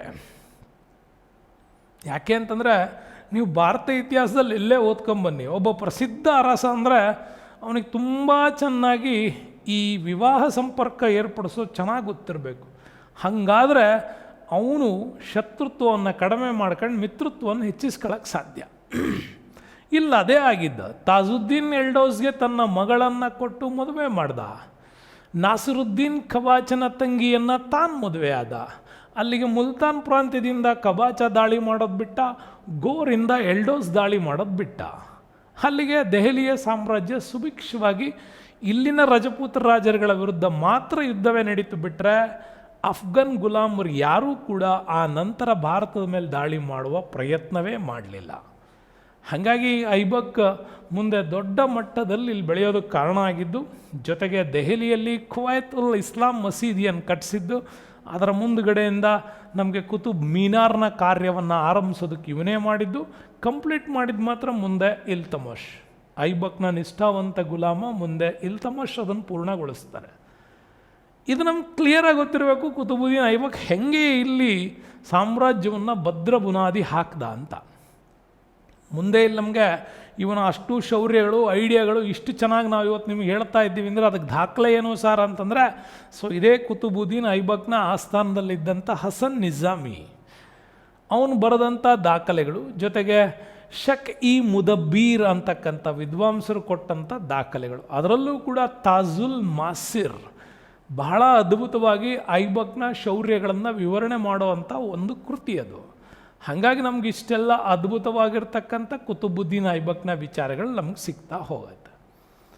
ಅದಾದ ನಂತರ ಕುತುಬುದ್ದೀನ್ ಐಬಕ್ನ ನಿಷ್ಠಾವಂತ ಗುಲಾಮನಾಗಿದ್ದ ಇಲ್ತಮಷ್ ದೆಹಲಿ ಗದ್ದುಗೆಯನ್ನು ಏರ್ದ. ಸೊ ಇವನಂತೂ ತುಂಬಾ ಬ್ರಿಲಿಯಂಟ್ ಆಗಿರುವಂಥ ಮತ್ತೊಬ್ಬ ಇಲ್ಬರಿ ಪಂಗಡಕ್ಕೆ ಸೇರಿದಂಥ ಒಬ್ಬ ಗುಲಾಮ ಕುತುಬುದ್ದೀನ್ ಐಬಕ್ನಿಗೆ. ಹಾಗಾಗಿ ಈತ ರಜಪೂತ್ರ ಆಳ್ವಿಕೆಯಲ್ಲಿದ್ದಂಥ ಗ್ವಾಲಿಯರ್ ಪ್ರಾಂತ್ಯಗಳನ್ನೆಲ್ಲ ಗೆದ್ದಿದ್ದ. ಹಿಂದೆ ಈಗ ಗ್ವಾಲಿಯರ್ ಪ್ರಾಂತ್ಯವನ್ನು ಕುತುಬುದ್ದೀನ್ ಐಬಕ್ ಕಾಲದಲ್ಲಿ ಅಧೀನಗೊಳಿಸಲಾಗಿತ್ತು. ಮತ್ತೆ ಪುನಃ ಸ್ವತಂತ್ರ ಆದವ್ರನ್ನ ಸೋಲಿಸಿ ಈತ ಗೆದ್ಕೊಳ್ತಾನೆ. ಮುಂದೆ ಇಲ್ತಮಷ್ ಸುಲ್ತಾನ್ನಾದಾಗ ಈಗ ಶುರುವಾಗಿತ್ತು ಮತ್ತೆ ತಾಜುದ್ದೀನ್ ಎಲ್ಡೋಸ್, ನಾಸಿರುದ್ದೀನ್ ಕಬಾಚ ಇವರಿಗೆ. ಯಾಕೆಂದರೆ ಒಂದು ಕಡೆ ಮಾವನ ಮನೆ ಒಬ್ಬನಿಗೆ, ಒಂದು ಕಡೆ ಇದು ಅಳಿಯನ ಮನೆ. ಸೊ ಇಂಥವೆಲ್ಲ ಏನೋ ಪ್ರಸಂಗಗಳು. ಈಗ ಇಲ್ತಮಷ್ನನ್ನು ಯಾಕೆ ತರಬಾರ್ದು, ತನ್ನ ಮೊಮ್ಮಕ್ಕಳನ್ನ ಅಧಿಕಾರಕ್ಕೆ ತರಬೇಕು ಅಂತ ಅವರಲ್ಲಿ ಹೋರಾಟಗಳು ಶುರುವಾದಾಗ, ಬಟ್ ಈಗ ಇಲ್ತಮಷ್ ಒಬ್ಬ ಯಂಗೆಸ್ಟ್ ದೊರೆ, ಅವರಿಗೆ ವಯಸ್ಸಾಗಿತ್ತು. ಹಾಗಾಗಿ ಈ ಯುದ್ಧಗಳಲ್ಲಿ ಅವರು ಪುನಃ ಸೋತು ಅಲ್ಲಿಗೆ ಸಾಮ್ರಾಜ್ಯ ಅವನತಿಯಾಗಿ ಅವರಷ್ಟು ಸಾಮ್ರಾಜ್ಯಗಳು ಭಾರತಕ್ಕೆ ಸೇರ್ಪಡೆಗೊಳ್ತು. ಈಗ ಇಲ್ತಮಷ್ ತನ್ನ ಪಶ್ಚಿಮ ಭಾಗದ ಸಮಸ್ಯೆಯನ್ನು ಕ್ಲಿಯರ್ ಮಾಡ್ಕೊಂಡ. ಈಗ ಇಲ್ತಮಷ್ ತನ್ನ ದಕ್ಷಿಣ ಮತ್ತು ಪೂರ್ವ ಭಾಗಗಳಲ್ಲಿದ್ದಂಥ ರಜಪೂತ್ರನ್ನ ಮತ್ತು ಈ ಕಡೆ ಪೂರ್ವ ಭಾಗದ ಬಂಗಾಳ ಪ್ರಾಂತ್ಯವನ್ನು ಗೆಲ್ಲೋದಕ್ಕೆ ಪಾಲರನ್ನು ಕೂಡ ಸೋಲಿಸ್ತಾನೆ. ಹಾಗಾಗಿ ನಮಗೆ ರಣತಂಬೂರು, ಮಾಂಡೋರ, ಗ್ವಾಲಿಯರ್, ಬಿಲ್ಸಾ, ಅಜ್ಮೀರ್, ಬನಾರಸ್, ಖನೋಜ್ ಅಷ್ಟೂ ಉತ್ತರ ಭಾರತದ ಪ್ರಬಲ ಕೇಂದ್ರಗಳೆಲ್ಲ ಇಲ್ತಮಷ್ನ ಕಾಲಕ್ಕೆ, ಅಂದರೆ ಕಾಶ್ಮೀರದಿಂದ ಹಿಡಿದು ವಿಂಧ್ಯ ಪರ್ವತದ ಸರಹದ್ದಿನವರೆಗೂ ಕಂಪ್ಲೀಟ್ ಪ್ರದೇಶ ಇಲ್ತಮಷ್ನ ಅಧೀನಕ್ಕೆ ಬಂದಿತ್ತು. ಬಟ್ ಇಲ್ಲೊಂದು ಬ್ರಿಲಿಯಂಟ್ ಪ್ಲ್ಯಾನ್ ಮಾಡ್ದ. ಯಾಕೆಂದರೆ ಸ್ಥಳೀಯ ರಾಜರುಗಳ ಒಂದು ಸೋಲು ಆದಮೇಲೆ ಸಾಮ್ರಾಜ್ಯ ಭದ್ರಪಡಿಸಿಕೊಂಡ ಮೇಲೆ ಈ ಸಾಮ್ರಾಜ್ಯದ ಮೇಲೆ ಮಂಗೋಲರ ಚೆಂಗಿಸ್ ಖಾನ್ ದಾಳಿ ಮಾಡುವ ಒಂದು ಸಮಯ ಬಂತು. ಬಟ್ ಈಗ ಬಹಳ ಅದ್ಭುತವಾಗಿ ತನ್ನ ಇಂಟೆಲಿಜೆನ್ಸನ್ನು ಉಪಯೋಗಿಸಿದ್ದ ಇಲ್ತಮಷ್. ಚೆಂಗಿಸ್ ಖಾನ್ ದಾಳಿ ಮಾಡಿದಾಗ ಚೆಂಗಿಸ್ ಖಾನ್ನ ವಿರುದ್ಧ ಹೋರಾಟ ಮಾಡದೆ ಅವನಿಗೆ ನಿರ್ದಿಷ್ಟವಾಗಿ ಬೇಕಾಗಿದ್ದಂಥ ಅವನ ಶತ್ರುವನ್ನು ಅವನಿಗೆ ಒಪ್ಸೋದ್ರ ಮುಖಾಂತರ ಯುದ್ಧದಲ್ಲಿ ದೊಡ್ಡ ಪ್ರಮಾಣದ ಲಾಸ್ ಆಗೋದನ್ನು ತಪ್ಪಿಸ್ಕೊಂಡು ಅವನ ದಾಳಿಯನ್ನು ಯಶಸ್ವಿಯಾಗಿ ಹಿಮ್ಮೆಟ್ಟಿಸಿದ ಅಂತ ಓದ್ತೀವಿ. ಹಾಗಾಗಿ ಇಂಥ ನಿಷ್ಠಾವಂತನಾಗಿದ್ದಂಥ ಇಲ್ತಮಷ್ ಧರ್ಮದ ಪ್ರತೀಕ ಕೂಡ ಹೌದು. ಹಾಗಾಗಿ ಬಾಗ್ದಾದ್ ಖಲೀಫರಿಗೆ ಇವರು ಯಾವಾಗಲೂ ಶರಣಾಗತಿಯಾಗಿ ಬಂದವರು. ಹಾಗಾಗಿ ಬಾಗ್ದಾದ್ ಖಲೀಫ್ರೆ ಇವರಿಗೆ ಇಲ್ತಮಷ್ನಿಗೆ ಮೊಟ್ಟ ಮೊದಲ ಬಾರಿಗೆ ಸುಲ್ತಾನ್ ಅನ್ನುವ ಬಿರುದನ್ನು ಕೊಟ್ಟಿದ್ದ. ಹಾಗಾಗಿ ಇವನ ನಂತರ ಅಧಿಕಾರ ಮಾಡಿದಂಥ ಎಲ್ಲರೂ ಕೂಡ ತಮ್ಮ ಹೆಸರಿನ ಮುಂದೆ ಸುಲ್ತಾನ್ ಸೇರಿಸ್ಕೊಳ್ಳೋಕೆ ಶುರು ಮಾಡಿದ್ರು. ಹಾಗಾಗಿ ನಾವು ಇತಿಹಾಸದಲ್ಲಿ ಅದನ್ನು ದೆಹಲಿಯ ಸುಲ್ತಾನರು ಅಂತಲೇ ಓದೋದು. ಹಾಗಾಗಿ ಇಲ್ತಮಷ್ ತನ್ನ ರಾಜ್ಯವನ್ನು ಮತ್ತೊಮ್ಮೆ ಡಿವೈಡ್ ಮಾಡಿಬಿಟ್ಟು ಡಿಸೆಂಟ್ರಲೈಸೇಷನ್ ಆಫ್ ಪವರ್ಸ್ ಅಂತೀವಲ್ವ ನಾವು, ಅಧಿಕಾರದ ವಿಕೇಂದ್ರೀಕರಣ ನೀತಿಯನ್ನು ಜಾರಿಗೆ ತಂದುಬಿಟ್ಟು ಎಲ್ಲ ಪ್ರಾಂತ್ಯಗಳಲ್ಲೂ ಕೂಡ ಸ್ವಾಯತ್ತ ಅಧಿಕಾರಗಳು ಮತ್ತು ಕೇಂದ್ರೀಕೃತ ಪ್ರಭುತ್ವವನ್ನು ಜಾರಿಗೊಳಿಸುವ ಒಂದು ಬ್ರಿಲಿಯಂಟ್ ಸಿಸ್ಟಮ್, ಅದನ್ನು ಇಕ್ತಾ ಪದ್ಧತಿ ಅಂತ ಕರಿತೀವಿ. ಈ ಇಕ್ತಾ ಪದ್ಧತಿಯನ್ನು ಜಾರಿಗೊಳಿಸ್ಬಿಟ್ಟು ಅಲ್ಲೊಬ್ಬ ಆಫೀಸರ್ ಇಕ್ತಾದಾರರನ್ನು ನೇಮಕ ಮಾಡಿದ್ದ. ಈಗ ಹೇಗೆ ಕೇಂದ್ರದಿಂದ ಜಿಲ್ಲಾಧಿಕಾರಿಗಳು DC ಅಪಾಯಿಂಟ್ ಆಗ್ತಾರಲ್ಲ, ಹಾಗೆ ಆ ಕಾಲಕ್ಕೆ ಪ್ರತಿ ಇಕ್ತಾಗಳಿಗೆ ಇಕ್ತಾದಾರರನ್ನು ನೇಮಕ ಮಾಡಲಾಗಿತ್ತು. ಆಡಳಿತದಲ್ಲಿ ಇನ್ನೊಂದು ಸ್ಥಳೀಯ ಮುಸಲ್ಮಾನರ ಒಂದು ವಿರೋಧವನ್ನು ತಪ್ಪಿಸ್ಕೊಳ್ಬೇಕು ಅನ್ನೋ ಕಾರಣಕ್ಕಾಗಿ ಶ್ರೀಮಂತ ಮುಸಲ್ಮಾನರನ್ನೆಲ್ಲ ಕೂಡ ತನ್ನ ಸಾಮ್ರಾಜ್ಯದಲ್ಲಿ 40 ಸರದಾರರ ಒಕ್ಕೂಟ ಅಂಥೇಳಿ ಒಂದು ಕೂಟವನ್ನು ರಚನೆ ಮಾಡಿದ್ದ. ಅವರ ಸಲಹೆ ಸೂಚನೆಗಳನ್ನು ಸುಮ್ಮನೆ ತಗತ್ತಿದ್ದ, ಬಟ್ ಇವನೇ ಎಲ್ಲ ನಿರ್ಧಾರಗಳನ್ನು ಮಾಡ್ತಾ ಇದ್ದ.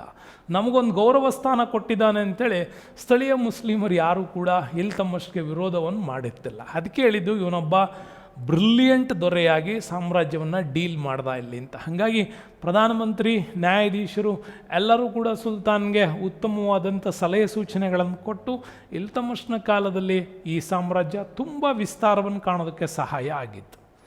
ಮತ್ತು ಫಸ್ಟ್ ಟೈಮ್ ದೆಹಲಿ ಸುಲ್ತಾನರ ಕಾಲದಲ್ಲೇ ಬಂಗಾರ ಮತ್ತು ಬೆಳ್ಳಿ ನಾಣ್ಯಗಳನ್ನು ಚಲಾವಣೆಗೆ ತಂದು ತನ್ನ ಸುಲ್ತಾನ್ ಅನ್ನುವಂತಹ ಮೊಹರನ್ನು ಒತ್ತಿದ್ದು ಇಲ್ಲೇನೆ. ಹಾಗಾಗಿ ಕುತುಬುದ್ದೀನ್ ಕಾಲದಲ್ಲಿ ಏನು ಆರಂಭಗೊಂಡಿದ್ದಂತಹ ಕುತುಬ್ ಮೀನಾರ್ ಕಾರ್ಯವನ್ನು ಸಂಪೂರ್ಣಗೊಳಿಸಿದವನು ಇಲ್ತಮಷ್.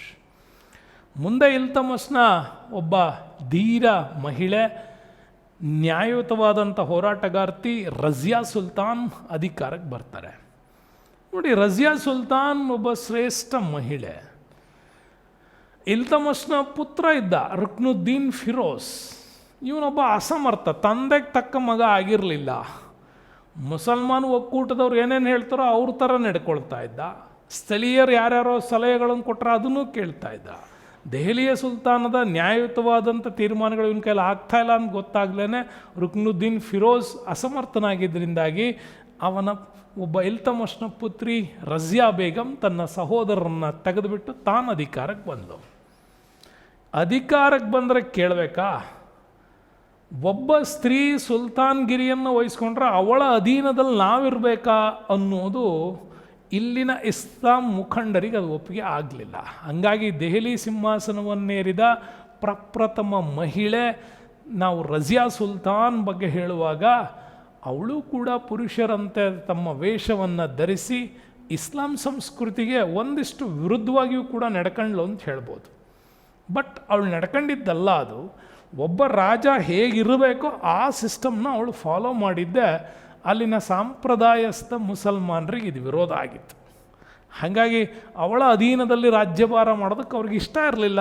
ಅವಳ ವಿರುದ್ಧ ಒಳಸಂಚಿಗಳನ್ನು ಶುರು ಮಾಡಿದ್ರು. ಹಾಗಾಗಿ ಸಿಂಧ್ನಿಂದ ಬಂಗಾಳದವರೆಗೂ ಇದ್ದಂಥ ವಿಶಾಲವಾದಂಥ ಈ ಇಲ್ತಮಸ್ನ ಸಾಮ್ರಾಜ್ಯವನ್ನು ಕಾಪಾಡಿಕೊಳ್ಳೋದಕ್ಕೆ ಅವಳ ಕೈಲಾಗಲಿಲ್ಲ.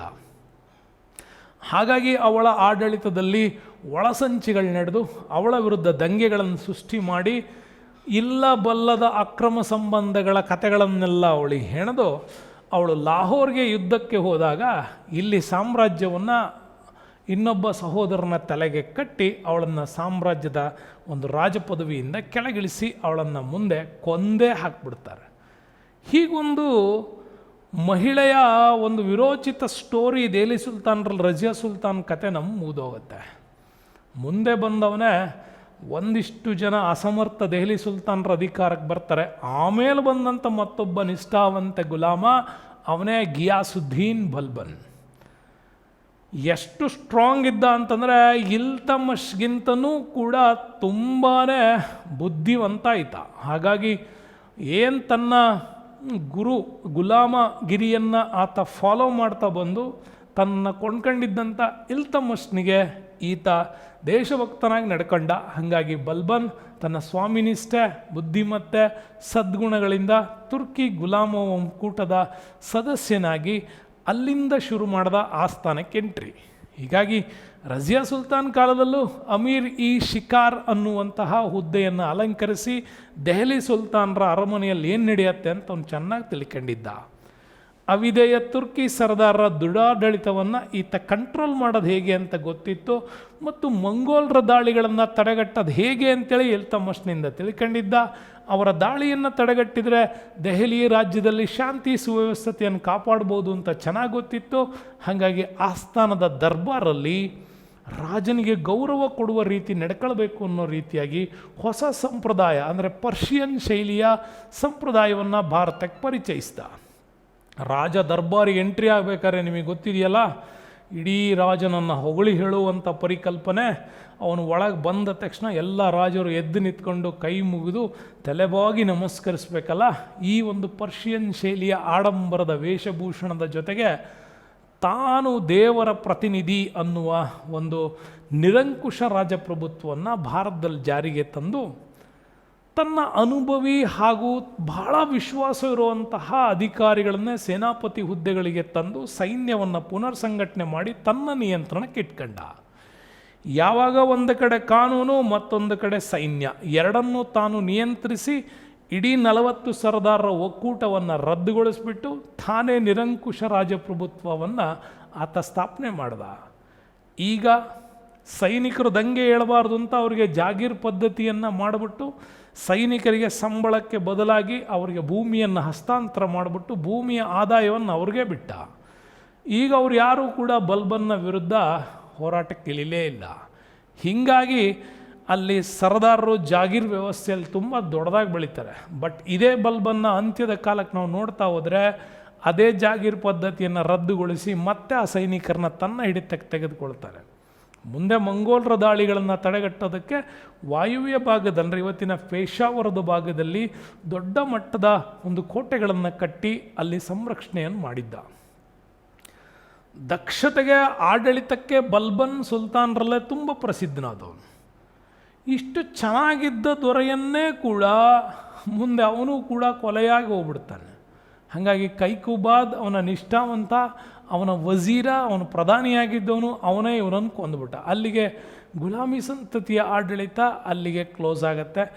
ಮುಂದೆ ನಮಗೆ ಜಲಾಲುದ್ದೀನ್ ಖಿಲ್ಜಿ ಈ ಗುಲಾಮಿ ಸಂತತಿಯ ಕೊನೆಯ ದೊರೆ ಕೈಕುಬಾದ್ನನ್ನು ಕೂಡ ಕೊಲ್ಲೋದ್ರ ಮುಖಾಂತರ ಖಿಲ್ಜಿ ಸುಲ್ತಾನ್ ವಂಶಕ್ಕೆ ಆತ ಅಡಿಪಾಯವನ್ನು ಹಾಕ್ದ. ಕೊಂದೋನಿಗೆ ಕೊಲೆ ಮತ್ತೆ ಮುಂದೆ ಕಾದಿತ್ತು. ಯಾಕೆಂದರೆ ಖಿಲ್ಜಿ ಸಂತತಿಯನ್ನು ಜಲಾಲುದ್ದೀನ್ ಖಿಲ್ಜಿ ಸ್ಥಾಪನೆ ಮಾಡ್ದ. ಮುಂದೆ ಅವನ ಕಾಲದಲ್ಲಿ ನಡೆದಂತಹ ಒಂದು ಮುಸ್ಲಿಂ ಸಂತನ ಸಾವು ಇದರಿಂದಾಗಿ ಮನಪರಿವರ್ತನೆಗೊಂಡು ಶೌರ್ಯವಂತನಾಗಿದ್ದ ಜಲಾಲುದ್ದೀನ್ ಮೃದು ಸ್ವಭಾವಕ್ಕೆ ಬಂದಿದ್ದ. ಎಲ್ಲರನ್ನೂ ಕ್ಷಮಿಸಬೇಕು ಅನ್ನೋ ಗುಣಗಳು ಅವನಿಗೆ ಹೆಚ್ಚಾಗ್ತಾ ಹೋಗಿತ್ತು. ಇದರಿಂದ ಸರ್ದಾರರೆಲ್ಲ ಪ್ರಬಲರಾದರು. ದೆಹಲಿ ಗದ್ದುಗೆಯ ಒಳಸಂಚಿಗಳು ಶುರುವಾದವು. ತನ್ನ ಸ್ವತಃ ಅಳಿಯ ಅಲಾವುದ್ದೀನ್ ಖಿಲ್ಜಿ ಜಲಾಲುದ್ದೀನನ್ನು ಕೊಲೆ ಮಾಡಿ ದೆಹಲಿ ಸಿಂಹಾಸನವನ್ನು ತಾನು ಕೈಗೆ ಎತ್ಕೊಂಡಿದ್ದ. ಈಗ ಅಲಾವುದ್ದೀನ್ ಖಿಲ್ಜಿಗೆ ಚೆನ್ನಾಗಿ ಗೊತ್ತು, ಬಾಲ್ಯದಲ್ಲಿ ಜಲಾಲುದ್ದೀನ್ನ ಆಶ್ರಯದಲ್ಲಿ ಬೆಳೆದವನು, ಒಳ್ಳೆ ಯೋಧ, ರಾಜ್ಯಪಾಲನಾಗಿದ್ದವನು, ದಂಡನಾಯಕನಾಗಿದ್ದವನು, ಹಾಗೆ ರಜಪೂತರ ವಿರುದ್ಧದ ಯುದ್ಧಗಳಲ್ಲಿ ಶೌರ್ಯವನ್ನು ಮೆರೆದವನು. ಹಾಗಾಗಿ ಮಾಳ್ವಾ, ಬಿಲ್ಸಾ, ದೇವಗಿರಿ ದಾಳಿಗಳಲ್ಲಿ ಅಪಾರ ಸಂಪತ್ತನ್ನು ಲೂಟಿ ಮಾಡಿ ಅಲಾವುದ್ದೀನ್ ಖಿಲ್ಜಿ ದೆಹಲಿಯನ್ನು ಶ್ರೀಮಂತಗೊಳಿಸಿದ್ದ. ತನ್ನ ಮಾರ್ಗದರ್ಶಕ ಹಾಗೂ ಪೋಷಕ ಜಲಾಲುದ್ದೀನನ್ನು ಕೊಂದ ಮೇಲೂ ಕೂಡ ಅಲಾವುದ್ದೀನ್ಗೆ ದೆಹಲಿಯಲ್ಲಿ ವಿರೋಧ ವ್ಯಕ್ತವಾಗಿತ್ತು. ಆದರೆ ಅದನ್ನು ಕೂಡ ಕಂಟ್ರೋಲ್ ಮಾಡಿ ಮಂಗೋಲರ ದಾಳಿಗಳನ್ನು ಹಿಮ್ಮೆಟ್ಟಿಸಿ ಉತ್ತರ ಮತ್ತು ದಕ್ಷಿಣ ಭಾರತ ಅರಸರನ್ನು ಸೋಲಿಸಿ ಅಪಾರ ಸಂಪತ್ತನ್ನು ಲೂಟಿ ಮಾಡಿ ದೆಹಲಿಯನ್ನು ಭದ್ರಗೊಳಿಸ್ಕೊಂಡ. ವೆರಿ ಇಂಪಾರ್ಟೆಂಟ್ ಆ್ಯಂಡ್ ಟ್ವಿಸ್ಟ್ ಸಿಗೋದೆ ನಮಗೆ ಗುಜರಾತ್ನ ವಾಘೇಲರ ವಿರುದ್ಧದ ಹೋರಾಟ. ಇಲ್ಲಿ ರಜಪೂತರ ದೊರೆ ಇಮ್ಮಡಿ ಕರ್ಣದೇವನನ್ನು ಸೋಲಿಸಿದ್ದ. ರಣತಂಬೋರಲ್ಲಿ ಹಮ್ಮೀರ ದೇವನನ್ನು, ಚಿತ್ತೋಡದಲ್ಲಿ ರಾಜ ಭೀಮ್ ಸಿಂಗ್ನನ್ನು ಸೋಲಿಸಿ ಇಡೀ ವಿಂಧ್ಯ ಪರ್ವತದ ಸರಹದ್ದಿನಲ್ಲಿದ್ದಂತಹ ಮಾಳ್ವಾ, ಜಲೋರ್, ಬುಂದಿ, ಮಾಂಡೋರ್, ಟೋಂಕ್ ಎಲ್ಲ ರಜಪೂತ ಪ್ರಾಂತ್ಯಗಳನ್ನು ಸೋಲಿಸಿ ತನ್ನ ಅಧೀನಕ್ಕಿಟ್ಕೊಂಡಿದ್ದ. ಸೊ ಇವನಂಥ ನಿಷ್ಠಾವಂತ ದಂಡನಾಯಕ ಗುಜರಾತ್ನಲ್ಲಿ ಸಿಕ್ಕವನೇ ಮಲ್ಲಿಕಾಫರ್ ಅಂದ ತಕ್ಷಣ ಇವನೊಬ್ಬ ಶೂರ ವೀರ ಅಂತ ನೀವು ಹೇಳೋಕ್ಕಾಗಲ್ಲ. ಯಾಕೆಂದರೆ ಅವನೊಬ್ಬ ಹೋರಾಟಗಾರ ಅಂತ ಹೇಳ್ಬೋದು. ಈ ಕಡೆ ಗಂಡಸೂ ಅಲ್ಲ, ಹೆಂಗಸೂ ಅಲ್ಲ, ಹಾಗಿದ್ದವನೇ ಈ ಮಲ್ಲಿಕಾಫರ್. ದಕ್ಷಿಣ ಭಾರತ ಇದು ಅಲಾವುದ್ದೀನ್ ಖಿಲ್ಜಿ ಇವನನ್ನು ಯಾಕೆ ದಕ್ಷಿಣ ಭಾರತಕ್ಕೆ ಕಳಿಸ್ದ ಅಂತ ಭಾಳ ಜನ ಪ್ರಶ್ನೆ ಮಾಡಿದಾಗ ನಾನು ಹೇಳಿದ್ದೀನಿ, ದೆಹಲಿಯಿಂದ ಹಿಡಿದು ನಮಗೆ ಕಂಚಿಯವರೆಗೆ ತಮಿಳ್ನಾಡುವರೆಗೂ ದಾಳಿ ಮಾಡಬೇಕು ಅಂತಂದರೆ ಯಾವುದೇ ಪ್ರಬಲ ದಂಡನಾಯಕನನ್ನು ಕಳಿಸಿದ್ರು ಅವ್ರು 7-8 ದಿನದಲ್ಲಿ ವಾಪಸ್ ಬಂದುಬಿಡ್ತಿದ್ರು. ಯಾಕೆ ಅಂತಂದರೆ ತನ್ನ ಕುಟುಂಬ, ಹೆಂಡತಿ, ಹಾಗೆ ಹೀಗೆ ಸಮಸ್ಯೆಗಳು ಹೇಳಿಕೊಂಡು. ಸೊ ಅಂಥವ್ನು ಯಾವುದೂ ಸಮಸ್ಯೆಗಳಿಲ್ದಿರೋ ಒಬ್ಬ ವ್ಯಕ್ತಿ ಬೇಕು ಅಂತ ಅಲಾವುದ್ದೀನ್ ಖಿಲ್ಜಿಗೆ ಅನ್ನಿಸ್ತು. ಆಗ ಸಿಕ್ಕವನೇ ಈ ಮಲ್ಲಿಕಾಫರ್. ಇವನಿಗೆಲ್ಲ ಶೌರ್ಯದ ಹೋರಾಟಗಳನ್ನೆಲ್ಲ ಕಲಿಸಿ ಚೆನ್ನಾಗಿ ಪ್ರಿಪೇರ್ ಮಾಡಿ ಇವನ ಕೈಗೆ ತನ್ನ ಮಗ ಬಖ್ತಿಯಾರ್ನನ್ನು ದಂಡನಾಯಕನಾಗಿ ನೇಮಿಸಿ ಇವನ ಅಧೀನದಲ್ಲಿ ಒಂದು ದೊಡ್ಡ ಸೈನ್ಯವನ್ನು ದಕ್ಷಿಣ ಭಾರತಕ್ಕೆ ಕಳಿಸ್ದ. ಆಗಲೇ ದೇವಗಿರಿಯ ಯಾದವ ಸಾಮ್ರಾಜ್ಯವನ್ನು, ವಾರಂಗಲ್ಲಲ್ಲಿ ಕಾಕತೀಯರನ್ನು, ದ್ವಾರ ಸಮುದ್ರದಲ್ಲಿ ಹೊಯ್ಸಳರನ್ನು, ಮಧುರೆಯಲ್ಲಿ ಪಾಂಡ್ಯರನ್ನು ಸೋಲಿಸಿ ದಕ್ಷಿಣ ಭಾರತಕ್ಕೆ ಮೊಟ್ಟ ಮೊದಲ ಬಾರಿಗೆ ಇಸ್ಲಾಂ ಸಂಸ್ಕೃತಿಯ ಪ್ರವೇಶವನ್ನು ಮಾಡಿದ್ದೇ ಇವನ ಕಾಲದಲ್ಲಿ. ಪ್ರವೇಶ ಆಗಿತ್ತು, ಅದರ ಅಸ್ತಿತ್ವವನ್ನು ತಂದವನು ಮಾತ್ರ ಮುಂದೆ ಮೊಹಮ್ಮದ್ ಬಿನ್ ತೊಗಲಕ್. ಹಾಗಾಗಿ ಗೆದ್ದ ಸಾಮ್ರಾಜ್ಯಗಳನ್ನೆಲ್ಲ ತನ್ನ ರಾಜ್ಯದಲ್ಲಿ ವಿಲೀನಗೊಳಿಸ್ಕೊಳ್ಬಹುದಾಗಿತ್ತು, ಆದರೆ ಅವನು ಹಾಗೆ ಮಾಡಲಿಲ್ಲ. ಅತಿ ದೂರದಿಂದ ಸಾಮ್ರಾಜ್ಯದ ನಿಯಂತ್ರಣ ಅಸಾಧ್ಯ ಅಂತ ಗೊತ್ತಿತ್ತು. ಹಾಗಾಗಿ ಗೆದ್ದ ಸಾಮ್ರಾಜ್ಯಗಳ ಸಂಪತ್ತನ್ನು ಲೂಟಿ ಮಾಡಿ ದೆಹಲಿಗೆ ತಂದು ದೆಹಲಿಯನ್ನು ಒಂದು ಅಭಿವೃದ್ಧಿಗೊಳಿಸಿ ಮುಂದೆ ಕುತುಬುದ್ದೀನ್ ಮುಬಾರಕ್ 4 ವರ್ಷ ಅಧಿಕಾರದ ನಂತರ ಇಲ್ಲಿ ಖುಸ್ರು ಎಂಬ ಸೈನಿಕನಿಂದ ಕೊಲ್ಲಲ್ಪಟ್ಟು ಅಲ್ಲಿಗೆ ಖಿಲ್ಜಿ ಮನೆತನ ಅವನತಿಯಾಯಿತು. ಗಿಯಾಸುದ್ದೀನ್ ಸ್ನೇಹಿತರೆ, ಹೇಗೆ ಅಲಾವುದ್ದೀನ್ ಖಿಲ್ಜಿಯ ಆಡಳಿತ ಎಷ್ಟು ಅದ್ಭುತವಾಗಿತ್ತು ಅಂತ ತಿಳ್ಕೋಬೇಕು ಅಂದರೆ, ಅವರ ಆಡಳಿತಾತ್ಮಕ ಸುಧಾರಣೆಗಳ ಬಗ್ಗೆ ಚೆನ್ನಾಗಿ ಗೊತ್ತಿರಬೇಕು. ಯಾಕೆ ಅಂತಂದರೆ ಅಲಾವುದ್ದೀನ್ ಖಿಲ್ಜಿಯ ನಂತರ ಕುತುಬುದ್ದೀನ್ ಮುಬಾರಕ್ ಮತ್ತು ಖುಸ್ರು ಅವರ ಆಡಳಿತದಲ್ಲಿ ಗಿಯಾಸುದ್ದೀನ್ ತೊಗಲಕ್ನಂತವ್ರು ಬಂದುಬಿಟ್ಟು ಈ ಒಂದು ಖಿಲ್ಜಿ ವಂಶವನ್ನು ಕೊನೆಗಳಿಸಿರ್ಬೋದು.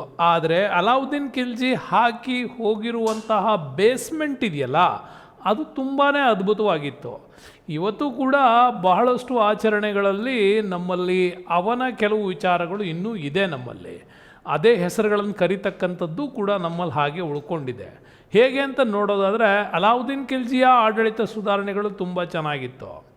ಏನಪ್ಪ ಅಂತಂದರೆ, ಧಾರ್ಮಿಕ ದತ್ತಿ, ಇನಾಮ್ ಭೂಮಿ, ಸಹಾಯಧನಗಳನ್ನು ಕೊಟ್ಟುಬಿಟ್ಟು ಈ ಹಿಂದಿನ ಆಡಳಿತದ ರಾಜರುಗಳು ಅವ್ರದ್ದೆಲ್ಲ ಬಾಯಿ ಮುಚ್ಚಿಸಿದ್ರು, ಆಡಳಿತದಲ್ಲಿ ಹಸ್ತಕ್ಷೇಪ ಆಗೋದನ್ನು ತಪ್ಪಿಸಿದ್ರು. ಬಟ್ ಇವನು ಬಂದು ಏನು ಮಾಡ್ದ, ದಕ್ಷವಾದಂಥ ಆಡಳಿತ ವ್ಯವಸ್ಥೆಯನ್ನು ಜಾರಿಗೆ ತಂದ ತಕ್ಷಣ ಈ ಧಾರ್ಮಿಕ ದತ್ತಿ, ಇನಾಮ್ ಭೂಮಿ, ಸಹಾಯಧನಗಳನ್ನು ರದ್ದುಗೊಳಿಸ್ದ. ಮತ್ತು ಚಾಣಕ್ಯನ ಕಾಲದಿಂದ ಓದ್ತೀವಿ ನಾವು, ಒಬ್ಬ ಬ್ರಿಲಿಯಂಟ್ ರಾಜ ಆಗಬೇಕು ಅಥವಾ ಒಬ್ಬ ಗುಡ್ ಅಡ್ಮಿನಿಸ್ಟ್ರೇಟಿವ್ ರಾಜ ಆಗಬೇಕು ಅಂತಂದರೆ ಅವನ ಹತ್ರ ಒಂದು ದಕ್ಷ ಗೂಢಾಚಾರ ವ್ಯವಸ್ಥೆ ಇರಬೇಕು ಅಂತ. ಅಷ್ಟು ಪರ್ಫೆಕ್ಷನ್ ಆಗಿರತಕ್ಕಂಥ ಗೂಢಾಚಾರ ವ್ಯವಸ್ಥೆ ಕೂಡ ಆತ ರಚನೆ ಮಾಡಿದ್ದ. ಹೀಗಾಗಿ ಆಡಳಿತದಲ್ಲಿ ಆ ಒಂದು ಸ್ಟ್ರಿಕ್ಟ್ನೆಸ್ ತರಲಿಕ್ಕೆ ಅವನ ಕೈಲಿ ಸಾಧ್ಯ ಆಯಿತು ಅಂತ ಹೇಳ್ಬೋದು. ಇನ್ನು ಮದ್ಯಪಾನ, ಮಾದಕ ವಸ್ತುಗಳ ಮಾರಾಟ, ಪಗಡೆಯಾಟ ಇಂಥವುಗಳನ್ನೆಲ್ಲ ನಿಷೇಧ ಮಾಡಿದ್ದ. ಸರದಾರರು ಒಂದು ದೊಡ್ಡದಾಗಿರ್ತಕ್ಕಂಥ ಪಾರ್ಟಿ ಮಾಡೋವಂಥ ಸರದಾರರ ಕೂಟಗಳು, ಇನ್ನು ಸಾರ್ವಜನಿಕರೊಂದಿಗೆ ಸ್ನೇಹ ಸಮಾರಂಭಗಳು, ಅಂತರ್ಜಾತಿ ವಿವಾಹಗಳನ್ನು ಕೂಡ ಈತ ನಿಷೇಧ ಮಾಡಿದ್ದ. ಹಾಗಾಗಿ ಪ್ರಜೆಗಳಿಂದ ಅಧಿಕ ಪ್ರಮಾಣದ ತೆರಿಗೆಯನ್ನು ಸಂಗ್ರಹಿಸೋದಕ್ಕೆ ಆದೇಶ ಕೂಡ ಕೊಟ್ಟಿದ್ದ. ಇಂಥವೆಲ್ಲ ಮಾಡೋದ್ರಿಂದ ಏನಾಗುತ್ತೆ, ಏನಿಲ್ಲ, ಸಾಮ್ರಾಜ್ಯದಲ್ಲಿ ತನ್ನ ಹಿಡಿತಕ್ಕೆ ಒಂದು ಆಟೋಕ್ರಸಿ ಪಾಲಿಸಿ ಅಂತ ಏನು ಕರಿತೀವಿ, ನಿರಂಕುಶಾಧಿಕಾರದ ವ್ಯವಸ್ಥೆ ಭಾಳ ಪರ್ಫೆಕ್ಟಾಗಿ ನಡೆಯೋದಕ್ಕೆ ಸಾಧ್ಯ ಆಗುತ್ತೆ. ಬಟ್ ಇದು ಭಾಳ ವರ್ಷ ನಡೆಯೋದಿಲ್ಲ. ಹಾಗೇ ಆಯಿತು. ಅಲಾವುದ್ದೀನ್ ಖಿಲ್ಜಿ ನಂತರ ಸಂಪೂರ್ಣವಾಗಿ ದಂಗೆಗಳು ಶುರುವಾಗಿದ್ದೆ ಈ ಅಲಾವುದ್ದೀನ್ ಖಿಲ್ಜಿಯ ಈ ಥರದ ಆಡಳಿತ ಸುಧಾರಣೆಗಳಿಂದ. ಮುಂದೆ ಅಲಾವುದ್ದೀನ್ ಖಿಲ್ಜಿ ಹಾಗಾದರೆ ಇಷ್ಟೊಂದು ಸಾಮ್ರಾಜ್ಯವನ್ನು ನಿರಂಕುಶಾಧಿಕಾರದ ಅಡಿಯಲ್ಲಿ ಇಟ್ಕೊಳ್ಳೇಬೇಕು ಅಂದರೆ ಅವನಿಗೊಂದು ದಕ್ಷವಾದಂತಹ ಒಂದು ಒಳ್ಳೆ ಸೈನಿಕ ಪಡೆ ಇರಲೇಬೇಕು. ಹಾಗಾಗಿ ಮೊಟ್ಟ ಮೊದಲ ಬಾರಿಗೆ ದೆಹಲಿ ಸುಲ್ತಾನರ ಆಡಳಿತದಲ್ಲಿ ದೆಹಲಿಯಲ್ಲೇ ಮೊದಲ ಬಾರಿಗೆ ಸ್ಥಾಯಿ ಸೇನಾ ಪದ್ಧತಿ ಅಂದರೆ ಸ್ಟ್ಯಾಂಡಿಂಗ್ ಆರ್ಮಿ ಅಂತ ಏನು ಕರಿತೀವಲ್ಲ, ಒಂದು ಮೀಸಲು ಸೇನಾಪಡೆಯ ವ್ಯವಸ್ಥಿತವಾದಂಥ ಸೇನಾಪಡೆ ವ್ಯವಸ್ಥೆಯನ್ನು ಮೊದಲು ಬಾರಿಗೆ ತಂದೋ ನೀವೇ. ಮತ್ತು ಸೈನಿಕರ ಭರ್ತಿ ವಿಚಾರದಲ್ಲಿ, ತರಬೇತಿಗಳ ವಿಚಾರದಲ್ಲಿ, ಶಸ್ತ್ರಾಸ್ತ್ರಗಳ ಒಂದು ಪೂರೈಕೆ ಮಾಡೋ ವಿಚಾರದಲ್ಲಿ, ಕುದುರೆ ಎಲ್ಲದ ರೂಪದಲ್ಲಿಯೂ ಕೂಡ ನಗದು ರೂಪದ ವೇತನ ನೀಡುವ ಹೊಣೆಗಾರಿಕೆಯನ್ನು ತಮ್ಮ ದೆಹಲಿ ಸುಲ್ತಾನರ ಆಡಳಿತದ ಪ್ರಧಾನಿ ವಜೀರನಿಗೆ ಈತ ಕೊಟ್ಟಿದ್ದ. ಹೀಗೆ ಕೊಡೋದ್ರಿಂದ ಕಂಪ್ಲೀಟ್ ಆದಂಥ ಲೆಕ್ಕಾಚಾರದ ಮೇಲೆ ಅವನು ಕಣ್ಣಿತ್ತು.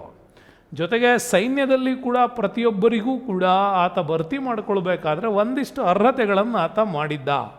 ಹಾಗಾಗಿನೇ ಪ್ರತಿಯೊಬ್ಬ ಸೈನಿಕರ ಮತ್ತು ಕುದುರೆಗಳ ಬಗ್ಗೆ ವಿವರ ನೀಡತಕ್ಕಂಥ ದಾಖಲೆ ಇತ್ತು. ಅದನ್ನೇ ಹುಲಿಯಾ ಪದ್ಧತಿ ಅಂತ ಕರಿತೀವಿ.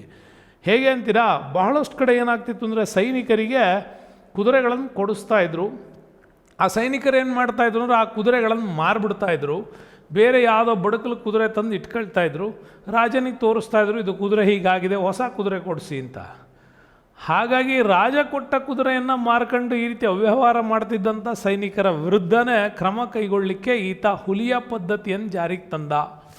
ಸೈನಿಕ ಮತ್ತು ಕುದುರೆಗಳ ಬಗ್ಗೆ ಸ್ಪಷ್ಟವಾದಂತಹ ಪೂರ್ತಿ ಡಾಟಾಸನ್ನು ಕಲೆಕ್ಟ್ ಮಾಡ್ದ ಮತ್ತು ದೆಹಲಿಯ ಸುಲ್ತಾನನ ಕುದುರೆಗಳು ಅನ್ನುವ ಒಂದು ಪರಿಚಯ ಬರೋ ಹಾಗೆ ಮುದ್ರೆಗಳು ಅಂದರೆ ದಾಗ್ ಸಿಸ್ಟಮನ್ನು ಕೂಡ ಆತ ಜಾರಿಗೆ ತಂದ. ಈ ಥರ ನಂಬರಿಂಗ್ ಸಿಸ್ಟಮ್ಸ್ ಕೂಡ ಬಂದದ್ದು ಇವನ ಕಾಲದಲ್ಲೇ. ಹಾಗಾಗಿ ಒಂದು ಅತ್ಯುತ್ತಮವಾಗಿರ್ತಕ್ಕಂಥ ದಾಗ್ ಪದ್ಧತಿ, ಹುಲಿಯಾ ಪದ್ಧತಿ ಮುಖಾಂತರ ಸೇನೆಯಲ್ಲಿ ಆಗ್ತಿದ್ದಂಥ ಅವ್ಯವಹಾರವನ್ನು ತಡೆಗಟ್ಟಿದ್ದ. ಆಯಕಟ್ಟಿನ ಸ್ಥಳಗಳಲ್ಲಿ ಒಳ್ಳೊಳ್ಳೆ ಕೋಟೆಗಳನ್ನು, ಭದ್ರವಾದ ಕೋಟೆಗಳನ್ನು ಕಟ್ಟೋದ್ರ ಮುಖಾಂತರವಾಗಿ ತನ್ನ ಸಂಪತ್ತಿನ ಸಂರಕ್ಷಣೆ ಜೊತೆಗೆ ಸಾಮ್ರಾಜ್ಯದ ಸಂರಕ್ಷಣೆಗೂ ಕೂಡ ಈತ ಜವಾಬ್ದಾರಿಯನ್ನು ಹೊತ್ತಿದ್ದ. ಇನ್ನು ಇವನ ಕಾಲದಲ್ಲಿ ತುಂಬ ದೊಡ್ಡ ಮಟ್ಟದಲ್ಲಿ ಕಮರ್ಷಿಯಲ್ ಇಂಪ್ಲಿಮೆಂಟ್ಸ್ ಅಂತ ಕರಿತೀವಿ, ವಾಣಿಜ್ಯ ಸುಧಾರಣೆಗಳಾಗಿದೆ. ಯಾಕೆ ಅಂತಂದರೆ ಈತನೇ ಮೊದಲ ಬಾರಿಗೆ ನಾವು ಹೇಳ್ತೀವಿ ಮಿನಿಮಮ್ ಪ್ರೈಸಸ್ ಬಗ್ಗೆ, ಈಗ MSP ಬಗ್ಗೆ ಮಾತಾಡ್ತಾರಲ್ಲ, ಸೊ ಆವಾಗಲೇ ಇತ್ತು. ಜೀವನಾವಶ್ಯಕವಾದಂಥ ವಸ್ತುಗಳು, ಧಾನ್ಯ, ಖಾದ್ಯ, ತೈಲ, ಸಕ್ಕರೆ, ಉಪ್ಪು, ಬಟ್ಟೆ ಇಂಥವುಗಳ ಮೇಲೆ ಆತ ನಿಗದಿತ ಬೆಲೆಯನ್ನು, ಬೆಂಬಲ ಬೆಲೆಯನ್ನು ಆತ ಘೋಷಣೆ ಮಾಡಿದ್ದ. ಬೆಲೆಗಳನ್ನು ನಿಯಂತ್ರಣದಲ್ಲಿಟ್ಟಿದ್ದ. ಅಲ್ಪ ಪ್ರಮಾಣದ ಲಾಭದ ಮೇಲೆ ನಿಗದಿಪಡಿಸ್ತಾ ಇದ್ದ. ಮಾರುಕಟ್ಟೆನ ಯಾಕೆ ಹೀಗೆ ಕಂಟ್ರೋಲ್ ಮಾಡಿದ್ದ ಅಂತ ನೀವು ನೋಡೋದಾದರೆ, ಬೃಹತ್ ಸೈನ್ಯದ ಜವಾಬ್ದಾರಿಗೆ ಅದರ ಖರ್ಚನ್ನು ಮೇಂಟೈನ್ ಮಾಡಬೇಕಲ್ವಾ. ಅವನು ಸೈನಿಕರಿಗೆ ಕೊಡುವ ಸಂಬಳ ಮಾರುಕಟ್ಟೆಯಲ್ಲಿರೋ ವಸ್ತುಗಳಿಗೂ ಸರಿಯಾಗಬೇಕು. ಆ ಥರದ ಸಿಸ್ಟಮನ್ನು ಮಾಡಿದ್ದ. ಆಗ ಮಾಡದೇ ಇದ್ದಿದ್ದರೆ ಇವನು ಕೊಡೋ ಸಂಬಳ ಕಡಿಮೆ ಆಗ್ತಾಯಿತ್ತು, ಮಾರುಕಟ್ಟೆಯಲ್ಲಿ ವಸ್ತುಗಳು ಜಾಸ್ತಿ ಆಗ್ತಾಯಿತ್ತು, ಸೈನಿಕರು ಅವ್ಯವಹಾರಗಳನ್ನು ಮಾಡೋದಕ್ಕೆ ಶುರು ಮಾಡ್ತಾಯಿದ್ರು, ಅಧಿಕಾರಿಗಳ ವ್ಯವಹಾರ ಮಾಡ್ತಾಯಿದ್ರು, ಜನಗಳು ಕೂಡ ದಂಗೆ ಹೇಳ್ತಾಯಿದ್ರು. ಇದನ್ನೆಲ್ಲ ತಪ್ಪಿಸ್ಬೇಕು ಅನ್ನೋ ಕಾರಣಕ್ಕಾಗಿಯೇ ಮಾರುಕಟ್ಟೆಯಲ್ಲಿ ಆತ ವರ್ತಕರಿಗೂ ನಿಗದಿಪಡಿಸಿದ ಬೆಲೆಯಲ್ಲಿ ವಸ್ತುಗಳನ್ನು ಮಾರಾಟ ಮಾಡಬೇಕು ಅಂತ ಹೇಳ್ತಾ ಇದ್ದ. ಪೂರೈಕೆ ಮಾಡೋರಿಗೂ ಇಷ್ಟೇ ಪ್ರಮಾಣದಲ್ಲಿ ನೀವು ಪೂರೈಕೆ ಮಾಡಬೇಕು ಅನ್ನೋ ಕಂಡೀಷನ್ಸ್ ಕೂಡ ಇತ್ತು. ಹಾಗಾಗಿ ಈ ಮಾರುಕಟ್ಟೆಗಳ ನಿಯಂತ್ರಣಕ್ಕಾಗಿಯೇ ಸಹನಾ ಇ ಮಂಡಿ ಅಂತಕ್ಕಂತಹ ಒಬ್ಬ ಉನ್ನತಾಧಿಕಾರಿ, ಅಂದರೆ ಒಂದು CEO ನೇಮಕ ಮಾಡಿದ್ದು ನೋಡಿ, ಚೀಫ್ ಎಕ್ಸಿಕ್ಯೂಟಿವ್ ಆಫೀಸರ್ಸ್. ಕಂಪ್ಲೀಟಾಗಿ ಮಾರ್ಕೆಟನ್ನು ಕಂಟ್ರೋಲ್ ಮಾಡ್ತಕ್ಕಂಥ ಒಂದು ಸಿಸ್ಟಮ್. ಈಗ ಹೆಂಗೆ ನಾವು APMC ಸಿಸ್ಟಮ್ ಅಂತೀವಲ್ವ, ಹಾಗೆ APMC ಸಿಸ್ಟಮ್ಸ್ ಕೂಡ ಅವನ ಕಾಲದಲ್ಲಿ ಇತ್ತು. ಹಾಗಾಗಿ ವಾಣಿಜ್ಯ ಸುಧಾರಣೆಗಳ ವಿಚಾರದಲ್ಲಿ ಅಲಾವುದ್ದೀನ್ ಖಿಲ್ಜಿ ತೆಗೆದುಕೊಂಡ ನಿರ್ಧಾರಗಳು ತುಂಬಾ ಚೆನ್ನಾಗಿತ್ತು. ಸಾಮ್ರಾಜ್ಯವನ್ನು ತುಂಬ ದಕ್ಷವಾದ ರೀತಿಯಲ್ಲಿ ಕಂಟ್ರೋಲಿಗಿಡೋದಕ್ಕೆ ಸಾಧ್ಯ ಕೂಡ ಆಗಿತ್ತು ಅಂತ ಹೇಳ್ಬೋದು. ಇನ್ನು ನಂತರ ಬರೋದಾದರೆ ನಮಗೆ ಈ ಪಾಠದಲ್ಲಿ ತುಘಲಕ್ ಸಂತತಿ ಬಗ್ಗೆ ಮಾತಾಡ್ತೀವಿ. 1320ರಿಂದ 1399 ದೆಹಲಿಯನ್ನು ಆಳಿದಂತಹ ಒಂದು ದೀರ್ಘವಾದ ಸಾಮ್ರಾಜ್ಯ ಅಂದರೆ ಅದು ತುಘಲಕ್ ಡೈನೆಸ್ಟಿ. ಅತಿ ಕಡಿಮೆ ಮಟ್ಟದ ಆಡಳಿತ ಕೊಟ್ಟಂಥ ಸಾಮ್ರಾಜ್ಯ, ಕಡಿಮೆ ವರ್ಷಗಳನ್ನು ಆಳಿದ ಸಾಮ್ರಾಜ್ಯ ಅಂದರೆ ಅಲಾವುದ್ದೀನ್ ಖಿಲ್ಜಿಯ ಮತ್ತು ಖಿಲ್ಜಿ ಸಂತತಿ ಅಂತೀವಿ. ಹಾಗಾಗಿ ತುಘಲಕ್ ಸಂತತಿಯನ್ನು ಸ್ಥಾಪನೆ ಮಾಡಿದವರೇ ಗಿಯಾಸುದ್ದೀನ್ ತುಘಲಕ್. 3 ಜನರ ಬಗ್ಗೆ ನೀವು ಇಲ್ಲಿ ಓದಲೇಬೇಕು. ಒಬ್ಬ ಗಿಯಾಸುದ್ದೀನ್ ತುಘಲಕ್, ಮೊಹಮ್ಮದ್ ಬಿನ್ ತುಘಲಕ್, ಫಿರೋಜ್ ಶಾ ತುಘಲಕ್. ಇವರು ಮೂವರ ಕಾಲದಲ್ಲಿ ದೆಹಲಿಯ ಸಾಮ್ರಾಜ್ಯದಲ್ಲಿ ಅನೇಕ ರೀತಿಯ ಅಭಿವೃದ್ಧಿಪರ ಚಟುವಟಿಕೆಗಳು ಗರಿಗೆದರಿದ್ದಾವೆ. ಅಷ್ಟೇ ಅವನತಿಯ ಅಂಶಗಳು ಕೂಡ ಇಲ್ಲಿದ್ದಾವೆ. ಹಾಗಾಗಿ ಈ ಸಂತತಿಯಲ್ಲಿ ಮೊಹಮ್ಮದ್ ಬಿನ್ ತುಘಲಕ್, ಫಿರೋಜ್ ಶಾ ತುಘಲಕ್ ಮಾಡಿದಂಥ ಸಾಧನೆಗಳು ಮತ್ತು ಗಿಯಾಸುದ್ದೀನ್ ಹೇಗೆ ಭದ್ರವಾದ ಬುನಾದಿಯನ್ನು ಹಾಕಿದ ಅನ್ನೋದ್ರ ಬಗ್ಗೆ, ಮತ್ತು ಆತ ದೆಹಲಿಯನ್ನು ಆಳಿದ ದೊರೆಗಳಲ್ಲಿ ಸ್ವಲ್ಪ ಉದಾರವಾದಂಥ ಆಡಳಿತಾತ್ಮಕ ನೀತಿ ಹಾಗೂ ದೆಹಲಿಯಲ್ಲಿ ಶಾಂತಿ ಸುವ್ಯವಸ್ಥೆಯನ್ನು ಸ್ಥಾಪನೆ ಮಾಡಲಿಕ್ಕೆ ಗಿಯಾಸುದ್ದೀನ್ ಕೈಗೊಂಡ ಕ್ರಮಗಳು ತುಂಬಾ ಚೆನ್ನಾಗಿತ್ತು. ದೆಹಲಿಯನ್ನು ಅಭಿವೃದ್ಧಿಯ ಪಥದತ್ತ ಮುಖ ಮಾಡಲಿಕ್ಕೆ, ಕೇವಲ ಬರೀ ಯುದ್ಧಗಳು ಅದರಲ್ಲೇ ವೇಸ್ಟ್ ಆಗ್ತಿದ್ದಂಥ ಕಾಲವನ್ನು ಕಡಿಮೆ ಮಾಡಿ ಈ ರೀತಿಯ ಅಭಿವೃದ್ಧಿ ಪಥದಲ್ಲಿ ಹೋಗಲಿಕ್ಕೂ ಕೂಡ ಗಿಯಾಸುದ್ದೀನ್ ತುಘಲಕ್ ತುಂಬಾ ಪ್ರಯತ್ನ ಪಟ್ಟಿದ್ದ. ಮುಂದೆ ಬರೋದಾದರೆ ನಾವು ಮಂಗೋಲರ ದಾಳಿ ತಡೆಗಟ್ಟಬೇಕು ಅನ್ನೋ ಕಾರಣಕ್ಕಾಗಿ ಆತ ತನ್ನ ವಾಯುವ್ಯ ಗಡಿ ನೀತಿಯಲ್ಲಿ ಗಡಿ ಭದ್ರತೆಯನ್ನು ವ್ಯವಸ್ಥೆಗೊಳಿಸಿದ್ದ. ಇನ್ನು ರೈತರನ್ನು ನಾವು ತೆರಿಗೆ ಹಾಕಿ ವಸೂಲಿ ಮಾಡಿ ಅವ್ರನ್ನ ಹಿಂಸೆ ಮಾಡ್ತಾ ಇದ್ದೀವಿ, ಆದರೆ ಅವರಿಗೆ ಸೌಲಭ್ಯಗಳನ್ನು ಕೊಡ್ತಾ ಇಲ್ಲ ಅನ್ನೋ ಕಾರಣಕ್ಕಾಗಿ ತನ್ನ ಸಾಮ್ರಾಜ್ಯದಲ್ಲಿ ರೈತರಿಗೆ ನೀರಾವರಿಯನ್ನು ಒದಗಿಸಬೇಕು ಅಂತೇಳಿ ಕಾಲುವೆಗಳನ್ನು ನಿರ್ಮಿಸಿದ. ಜೊತೆಗೆ ಭೂಕಂದಾಯವನ್ನು ಕೂಡ ಕಡಿಮೆ ಮಾಡಿದ್ದ. ಇದರಿಂದಾಗಿ ಬೆಳೆಯುವ ರೈತನಿಗೆ ಸುಭಿಕ್ಷತೆ ಇತ್ತು. ನೋಡಿ, ಇದೇ ಫಿರೋಜ್ ಶಾ ತುಘಲಕ್, ಗಿಯಾಸುದ್ದೀನ್ ತುಘಲಕ್ನ ಕಾಲವನ್ನು ಇವತ್ತಿನ ನಮ್ಮ ರಾಜಕೀಯಕ್ಕೆ ಹೋಲಿಸ್ಕೊಂಡು ನೋಡಿಸ್ಕೊಂಡ್ರೆ ತುಂಬಾ ಬೇಜಾರಾಗತ್ತೆ. ನೋಡಿ, ಅವತ್ತು ರೈತನಿಗೆ ಕಾಲುವೆಗಳನ್ನು ನಿರ್ಮಾಣ ಮಾಡಿಕೊಟ್ಟು ಬೆಳೆ ಬೆಳೆಯೋದಕ್ಕೂ ಅಗತ್ಯವಾಗಿ ಮಾಡಿಕೊಟ್ಟು ಭೂಕಂದಾಯವನ್ನು ಕಡಿಮೆ ಮಾಡಿದರು. ಇವತ್ತು ಬೆಳೆಯುವ ರೈತನಿಗೆ ಸೌಲಭ್ಯಗಳಿಲ್ಲ. ಬೆಳೆದ ಬೆಳೆಗೆ ಆ ರೈತ ಬೆಲೆ ವಿಧಿಸುವಂತಹ ಸಾಮರ್ಥ್ಯವೂ ಅವನಲ್ಲಿ ಉಳಿದಿಲ್ಲ. ಅಷ್ಟರ ಮಟ್ಟಿಗೆ ಇಲ್ಲಿ ರೈತನನ್ನು ಹಿಂಸೆ ಮಾಡ್ತಾ ಇದ್ದೀವಿ. ರೈತಪರ ನಿಲುವುಗಳಿದ್ದರೆ ಮಾತ್ರ ನಮ್ಮಲ್ಲಿ ಸಾಮ್ರಾಜ್ಯ ಅಭಿವೃದ್ಧಿ ಆಗೋದು ಅಂತ ಆ ಕಾಲಕ್ಕೆ ದೆಹಲಿ ಸುಲ್ತಾನರಲ್ಲಿ ಗಿಯಾಸುದ್ದೀನ್ ತುಘಲಕ್ ಕೂಡ ಕಂಡುಕೊಂಡಿದ್ದಾನೆ. ರಾಜ್ಯ ಸುಭಿಕ್ಷತೆಗೆ ರೈತರು ಚೆನ್ನಾಗಿರಬೇಕು ಅಂತ. ಹಾಗಾಗಿ ಆ ರೈತರ ಬಗೆಗಿನ ಅವನ ನೀತಿ ತುಂಬಾ ಚೆನ್ನಾಗಿತ್ತು. ಇನ್ನು ಕುದುರೆ ಕಾಲಾಳುಗಳ ಮೂಲಕ ಅಂಚೆ ಪದ್ಧತಿಯನ್ನು ಪ್ರಾರಂಭಿಸಿದ ಮತ್ತು ದೆಹಲಿಯಲ್ಲಿ ತುಘಲಕಾಬಾದ್ ಅನ್ನೋ ಕೋಟೆಯನ್ನು ಕೂಡ ಕಟ್ಟಿದ. ವಾಸ್ತುಶಿಲ್ಪದಲ್ಲಿ ಒಂದು ಚುರುಕುತನ ಸ್ಟಾರ್ಟ್ ಮಾಡಿದ್ದು ಇವನೇ ದೆಹಲಿನಲ್ಲಿ. ಮುಂದೆ ವಾರಂಗಲ್ಲಿಂದ ಸ್ಟಾರ್ಟ್ ಮಾಡಿದಂಥ ಹೋರಾಟಗಳಿದ್ದಾವೆ. ಮಧುರೈ ಸುಮಂತ್ ಕೂಡ ವಶಪಡಿಸಿಕೊಂಡಿದ್ದು ದಕ್ಷಿಣದಲ್ಲಿ. ಇನ್ನು ಗುಜರಾತ್, ಬಂಗಾಳದಲ್ಲಿಯೂ ಕೂಡ ಸುವ್ಯವಸ್ಥತೆಯನ್ನು ಕಾಪಾಡಿದ್ದು. ಅಲ್ಲಿಗೆ ಸಾಮ್ರಾಜ್ಯ ನೋಡಿ, ಉತ್ತರದಲ್ಲಿ ಕಾಶ್ಮೀರದಿಂದ ದಕ್ಷಿಣದ ಮಧುರೈವರೆಗೂ ಕೂಡ ಬಂತು. ಈ ಕಡೆ ಬಂಗಾಳದಿಂದ ಹಿಡಿದು ಅಫ್ಘಾನಿಸ್ತಾನದ ಬಾರ್ಡ್ರ್ವರೆಗೂ ಸಾಮ್ರಾಜ್ಯದ ವಿಸ್ತಾರವನ್ನು ಈತ ಮಾಡಿದ್ದ ಅಂತ ಹೇಳ್ಬೋದು. ಬಟ್ ಈ ಗಡಿಗಳಲ್ಲಿ ಒಂದು ಹೊಸದಾದ ಭದ್ರತೆಯನ್ನು ತರೋ ಕೆಲಸ ಕೂಡ ಮಾಡಿದ್ದು ಮುಂದಿನ ದಿನಗಳಲ್ಲಿ. ಇನ್ನು ಗಿಯಾಸುದ್ದೀನ್ ನಂತರ ಅಧಿಕಾರಕ್ಕೆ ಬಂದವನು ಮೊಹಮ್ಮದ್ ಬಿನ್ ತುಘಲಕ್. ಮೊಹಮ್ಮದ್ ಬಿನ್ ತುಘಲಕ್ ಅಂದರೆ ಅವನನ್ನು ಕೆಲವರು ಹುಚ್ಚು ದೊರೆ, ಆ ದೊರೆ, ಈ ದೊರೆ ಅಂತಾರೆ. ಆದ್ರೆ ನನಗಂಗೆ ಅನ್ಬೇಕು ಅಂತ ಅನಿಸಲ್ಲ. ಯಾಕೆ ಅಂತಂದರೆ ಅವನೊಬ್ಬ ಒಳ್ಳೆ ಜ್ಞಾನವಂತ, ದೊಡ್ಡ ಪ್ರಮಾಣದಲ್ಲಿ ಪಾಂಡಿತ್ಯ ಗಳಿಸಿದವನು. ಅಂದರೆ ಪರ್ಷಿಯನ್ ಮತ್ತು ಅರೇಬಿಕ್ ಭಾಷೆಗಳಲ್ಲಿ ತುಂಬ ಪಾಂಡಿತ್ಯ ಇತ್ತು, ಅಪಾರವಾದ ಜ್ಞಾನ ಇತ್ತು.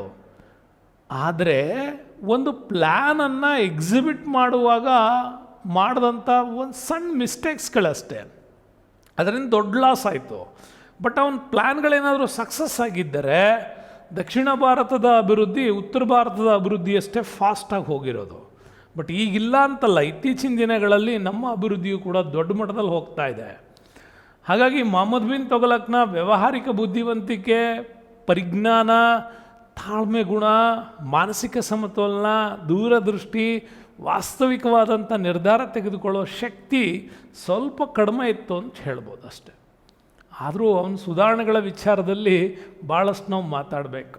ಕಂದಾಯದ ಸುಧಾರಣೆ ವಿಚಾರದಲ್ಲಿ ಬಂದರೆ ಸಾಮ್ರಾಜ್ಯದ ಭೂಕಂದಾಯಕ್ಕೆ ಹೋಲಿಸಿದಂತೆ ಭೂಮಿಯ ಎಲ್ಲ ವಿವರಗಳನ್ನೊಳಗೊಂಡ ಅಧಿಕೃತವಾದಂಥ ಒಂದು ದಾಖಲೆ ಪುಸ್ತಕ ತಯಾರಿಸ್ದ.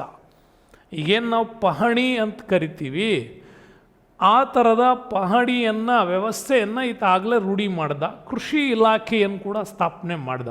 ಸಂಪೂರ್ಣ ದಾಖಲೆ ಇರಬೇಕು, ಯಾವ ಜಮೀನು, ಯಾರು ಉಳುಮೆ ಮಾಡ್ತಾ ಇದ್ದಾರೆ, ಯಾವ ಒಂದು ಕ್ವಾಲಿಟಿ ಜಮೀನದು, ಅಷ್ಟನ್ನು ಕೂಡ ಈತ ಸಂರಕ್ಷಣೆ ಮಾಡಿದ್ದ. ಇನ್ನು ಕೃಷಿಗೆ ಒಳಪಡದ ಭೂಮಿಯನ್ನು ಸಾಗುವಳಿಗೆ ಒಳಪಡಿಸ್ದ. ರೈತರಿಗೆ ಆರ್ಥಿಕ ನೆರವನ್ನು ಕೂಡ ಕೊಟ್ಟಿದ್ದ. ನೋಡಿ, ಅವತ್ತು ಲೋನಿಂಗ್ ಸಿಸ್ಟಮ್ಸ್ ಕೂಡ ಚೆನ್ನಾಗಿತ್ತು ಇವನ ಕಾಲದಲ್ಲಿ. ದೋಆಬ್ ಪ್ರದೇಶದಲ್ಲಿ ಭೂಕಂದಾಯವನ್ನು ಹೆಚ್ಚಿಸಿದ್ದ. ದೋಆಬ್ ಅಂದರೆ 2 ನದಿಗಳ ಮಧ್ಯದ ಪ್ರದೇಶದಲ್ಲಿ 2 ಕಡೆ ನೀರಾವರಿ ವ್ಯವಸ್ಥೆಗಳು ಚೆನ್ನಾಗಿರೋದ್ರಿಂದ ರೈತರು ಹೆಚ್ಚಿನ ಬೆಳೆಗಳನ್ನು ಬೆಳೀಬೋದು, ಅವಕಾಶಗಳು ಚೆನ್ನಾಗಿದೆ. ಅವರು ಹೆಚ್ಚಿನ ಭೂಕಂದಾಯ ಕೊಡಬೇಕು ಅಂತ ಅವ್ರಿಗೆ ಭೂಕಂದಾಯವನ್ನು ಹೆಚ್ಚಿಸಿದ್ದ.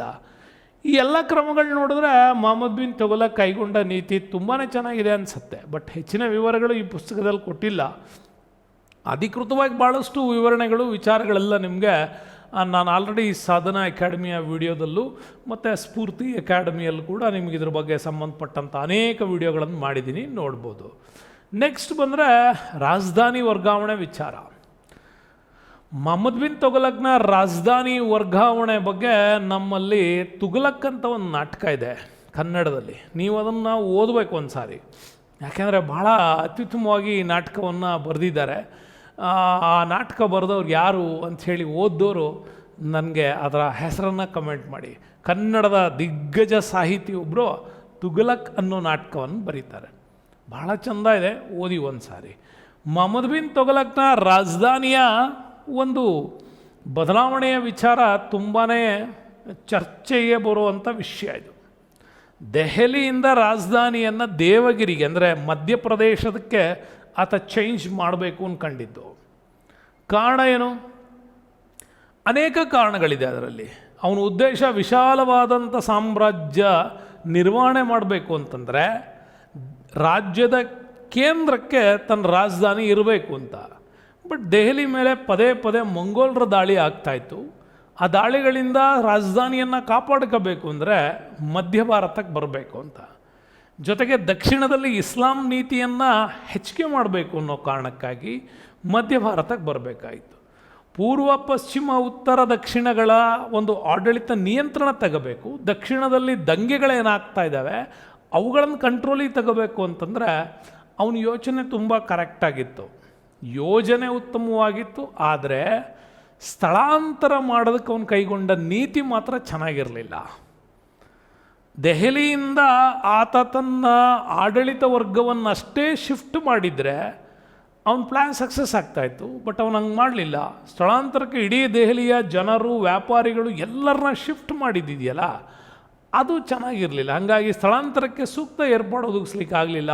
ಇದರಿಂದ ಅಲ್ಪಸಂಖ್ಯಾತರಾಗಿರ್ತಕ್ಕಂಥ ಜನರು ತುಂಬಾ ಕಷ್ಟಕ್ಕೀಡಾದರು. ಇದರಿಂದಾಗಿ ಅವನ ಈ ಪ್ಲ್ಯಾನ್ ಫೇಲ್ಯೂರ್ ಆಯಿತು. ಇನ್ನು ಸಾಂಕೇತಿಕ ನಾಣ್ಯ ಉಪಯೋಗ.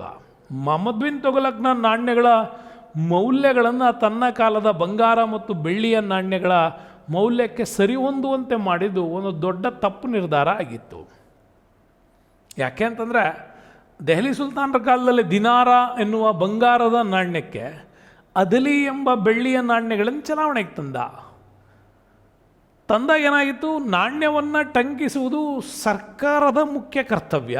ಸರ್ಕಾರವೇ ಅದನ್ನು ಅಧೀನದಲ್ಲಿ ಇಟ್ಕೋಬೇಕು. ನೋಡಿ, ಈಗ ನಾವು ನೋಟು ಮುದ್ರಣ ಮಾಡ್ತೀವಿ ಅಂದರೆ RBI ತನ್ನ ಕಂಟ್ರೋಲಲ್ಲಿ ಇಟ್ಕೊಂಡಿರುತ್ತೆ. ಎಲ್ಲರಿಗೂ ನೋಟು ಮುದ್ರಣ ಮಾಡುವ ಹಕ್ಕಿದ್ಬಿಟ್ರೆ ಏನು ಮಾಡ್ತೀರಿ, ಒರಿಜಿನಲ್ ಯಾವುದು ಡೂಪ್ಲಿಕೇಟ್ ಯಾವುದು ಅಂತ ಗೊತ್ತಾಗಲ್ಲ.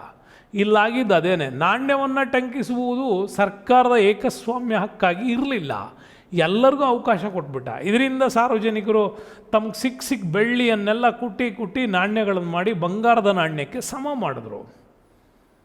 ಬಂಗಾರದ ವ್ಯಾಲ್ಯೂನೇ ಬೇರೆ ಇತ್ತು, ಬೆಳ್ಳಿ ವ್ಯಾಲ್ಯೂನೇ ಬೇರೆ ಇತ್ತು, ಬಟ್ ನಾಣ್ಯದ ವ್ಯಾಲ್ಯೂ ಒಂದೇ ಆಯಿತು.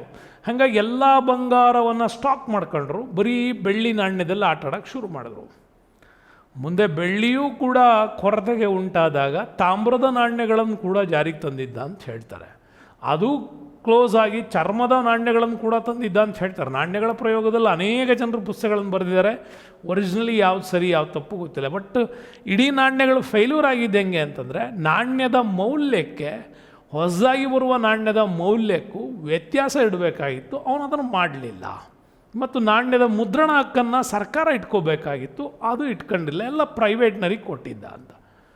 ಕೊನೆಗೊಮ್ಮೆ ಸರ್ಕಾರವೇ ಏಕಸ್ವಾಮ್ಯ ತಗೋಬೇಕು ಅಂಥೇಳಿ ನಿರ್ಧಾರ ಕೈಗೊಂಡಾಗ ನಿಮ್ಮೆಲ್ಲ ತಾಮ್ರದ ನಾಣ್ಯಗಳನ್ನು ವಾಪಸ್ ಕೊಟ್ಟು ಸರ್ಕಾರದ ನಾಣ್ಯಗಳನ್ನು ತಗೊಳ್ಳಿ ಎಂದಾಗ ಒಂದು ಕಡೆ ಬರೀತಾರ ನಾಟಕದಲ್ಲಿ, ದೆಹಲಿಯ ಅರಮನೆಯ ಎದುರುಗಡೆ ದೊಡ್ಡ ಬೆಟ್ಟಗಳ ರೀತಿ ಈ ಡೂಪ್ಲಿಕೇಟ್ ಕಾಯಿನ್ಗಳು ಬಿದ್ದುಬಿಟ್ಟಿದ್ವಂತೆ. ಅಷ್ಟೊಂದು ರೀತಿಯಾಗಿರ್ತಕ್ಕಂಥ ಡೂಪ್ಲಿಕೇಟ್ ಕಾಯಿನ್ಸ್ ಅವನ ಸಾಮ್ರಾಜ್ಯದಲ್ಲಿ ಇತ್ತು ಅಂತ ಹೇಳ್ತಾರೆ. ಹಾಗಾಗಿ ಅಧಿಕ ವೆಚ್ಚದ ಆಡಳಿತಾತ್ಮಕ ಪ್ರಯೋಗಗಳು ಇವನ ಕಾಲದಲ್ಲಿ ಆಗಿದ್ದು. ಸೇಮ್ ಟೈಮ್ ಇದೇ ಕಾಲದಲ್ಲಿ ಬರಗಾಲ ಭೀಕರವಾಗಿ ಕಾಣ್ದು, ಇನ್ನಿತರದ ರಾಜ್ಯಗಳ ರಾಜಧಾನಿಯ ಸ್ಥಳಾಂತರ ಮಾಡಿದ್ದು ಮತ್ತು ಅಲ್ಲಿಂದ ವಾಪಸ್ ಡೆಲ್ಲಿಗೆ ಬಂದಿದ್ದು. ಇದರಿಂದಾಗಿ ಸರ್ಕಾರದ ಖಜಾನೆ ತುಂಬ ಖಾಲಿಯಾಗಿತ್ತು. ಇನ್ನು ಮೊಹಮ್ಮದ್ ಬಿನ್ ತುಘಲಕ್ನ ನಾವು ದಕ್ಕನ್ ನೀತಿ ನೋಡಬೇಕು. ಮೊಹಮ್ಮದ್ ಬಿನ್ ತುಘಲಕ್ ದಕ್ಕನ್ನಲ್ಲಿ ಗೆದ್ದಂಥ ಪ್ರದೇಶಗಳಲ್ಲಿ ತಾನು ಆಡಳಿತವನ್ನು ಕಂಟ್ರೋಲಲ್ಲಿ ಇಡಬೇಕು ಅಂತ ತುಂಬ ಪ್ರಯತ್ನ ಪಟ್ಟವನು. ಹಾಗಾಗಿ ಇವತ್ತಿನ ಒಡಿಶಾ, ಆಂಧ್ರ ಭಾಗದಲ್ಲಿ ಬರುವಂಥ ಕಾಕತೀಯರ ರಾಜಧಾನಿ ವಾರಂಗಲ್ಲನ್ನು ವಶಪಡಿಸ್ಕೊಂಡಿದ್ದ. ಮುಂದೆ ಹೊಯ್ಸಳರ ರಾಜಧಾನಿ ದ್ವಾರ ಸಮುದ್ರವನ್ನು ಕೂಡ ಧ್ವಂಸ ಮಾಡಿದ್ದ. ಇವನ ಕಾಲದಲ್ಲೇ ದೊಡ್ಡ ದೊಡ್ಡ ನಮ್ಮ ಕರ್ನಾಟಕದ ಹೊಯ್ಸಳರ ಭವ್ಯ ಶಿಲ್ಪಕಲೆ ನಾಶ ಆಗಿದ್ದು ಇವನಿಂದನೇ. ಹಾಗಾಗಿ ದಕ್ಷಿಣ ಭಾರತದಲ್ಲಿರುವ ಮದುರೈಯನ್ನು ಕೂಡ ಗೆದ್ದು ಅಲ್ಲಿ ಆತ ಇಸ್ಲಾಂ ಆಡಳಿತವನ್ನು ಜಾರಿಗೆ ತರಬೇಕು ಅನ್ನೋಕ್ಕಾಗಿ ಜಲಾಲುದ್ದೀನ್ ಹಸನ್ ಶಾನನ್ನು ರಾಜ್ಯಪಾಲನಾಗಿ ನೇಮಿಸಿದ. ಆವಾಗಲೇ ನಾವು ಓದೋದು ಈಗ ಇತಿಹಾಸದಲ್ಲಿ ಮದುರೈ ಸುಲ್ತಾನರು ಅಂತ. ದಕ್ಷಿಣ ಭಾರತದಲ್ಲಿ ಈ ಥರದ ಸುಲ್ತಾನ್ಗಿರಿಯ ಆಡಳಿತವನ್ನು ತಂದಿದ್ದೆ ಇವನ ಕಾಲದಲ್ಲಿ.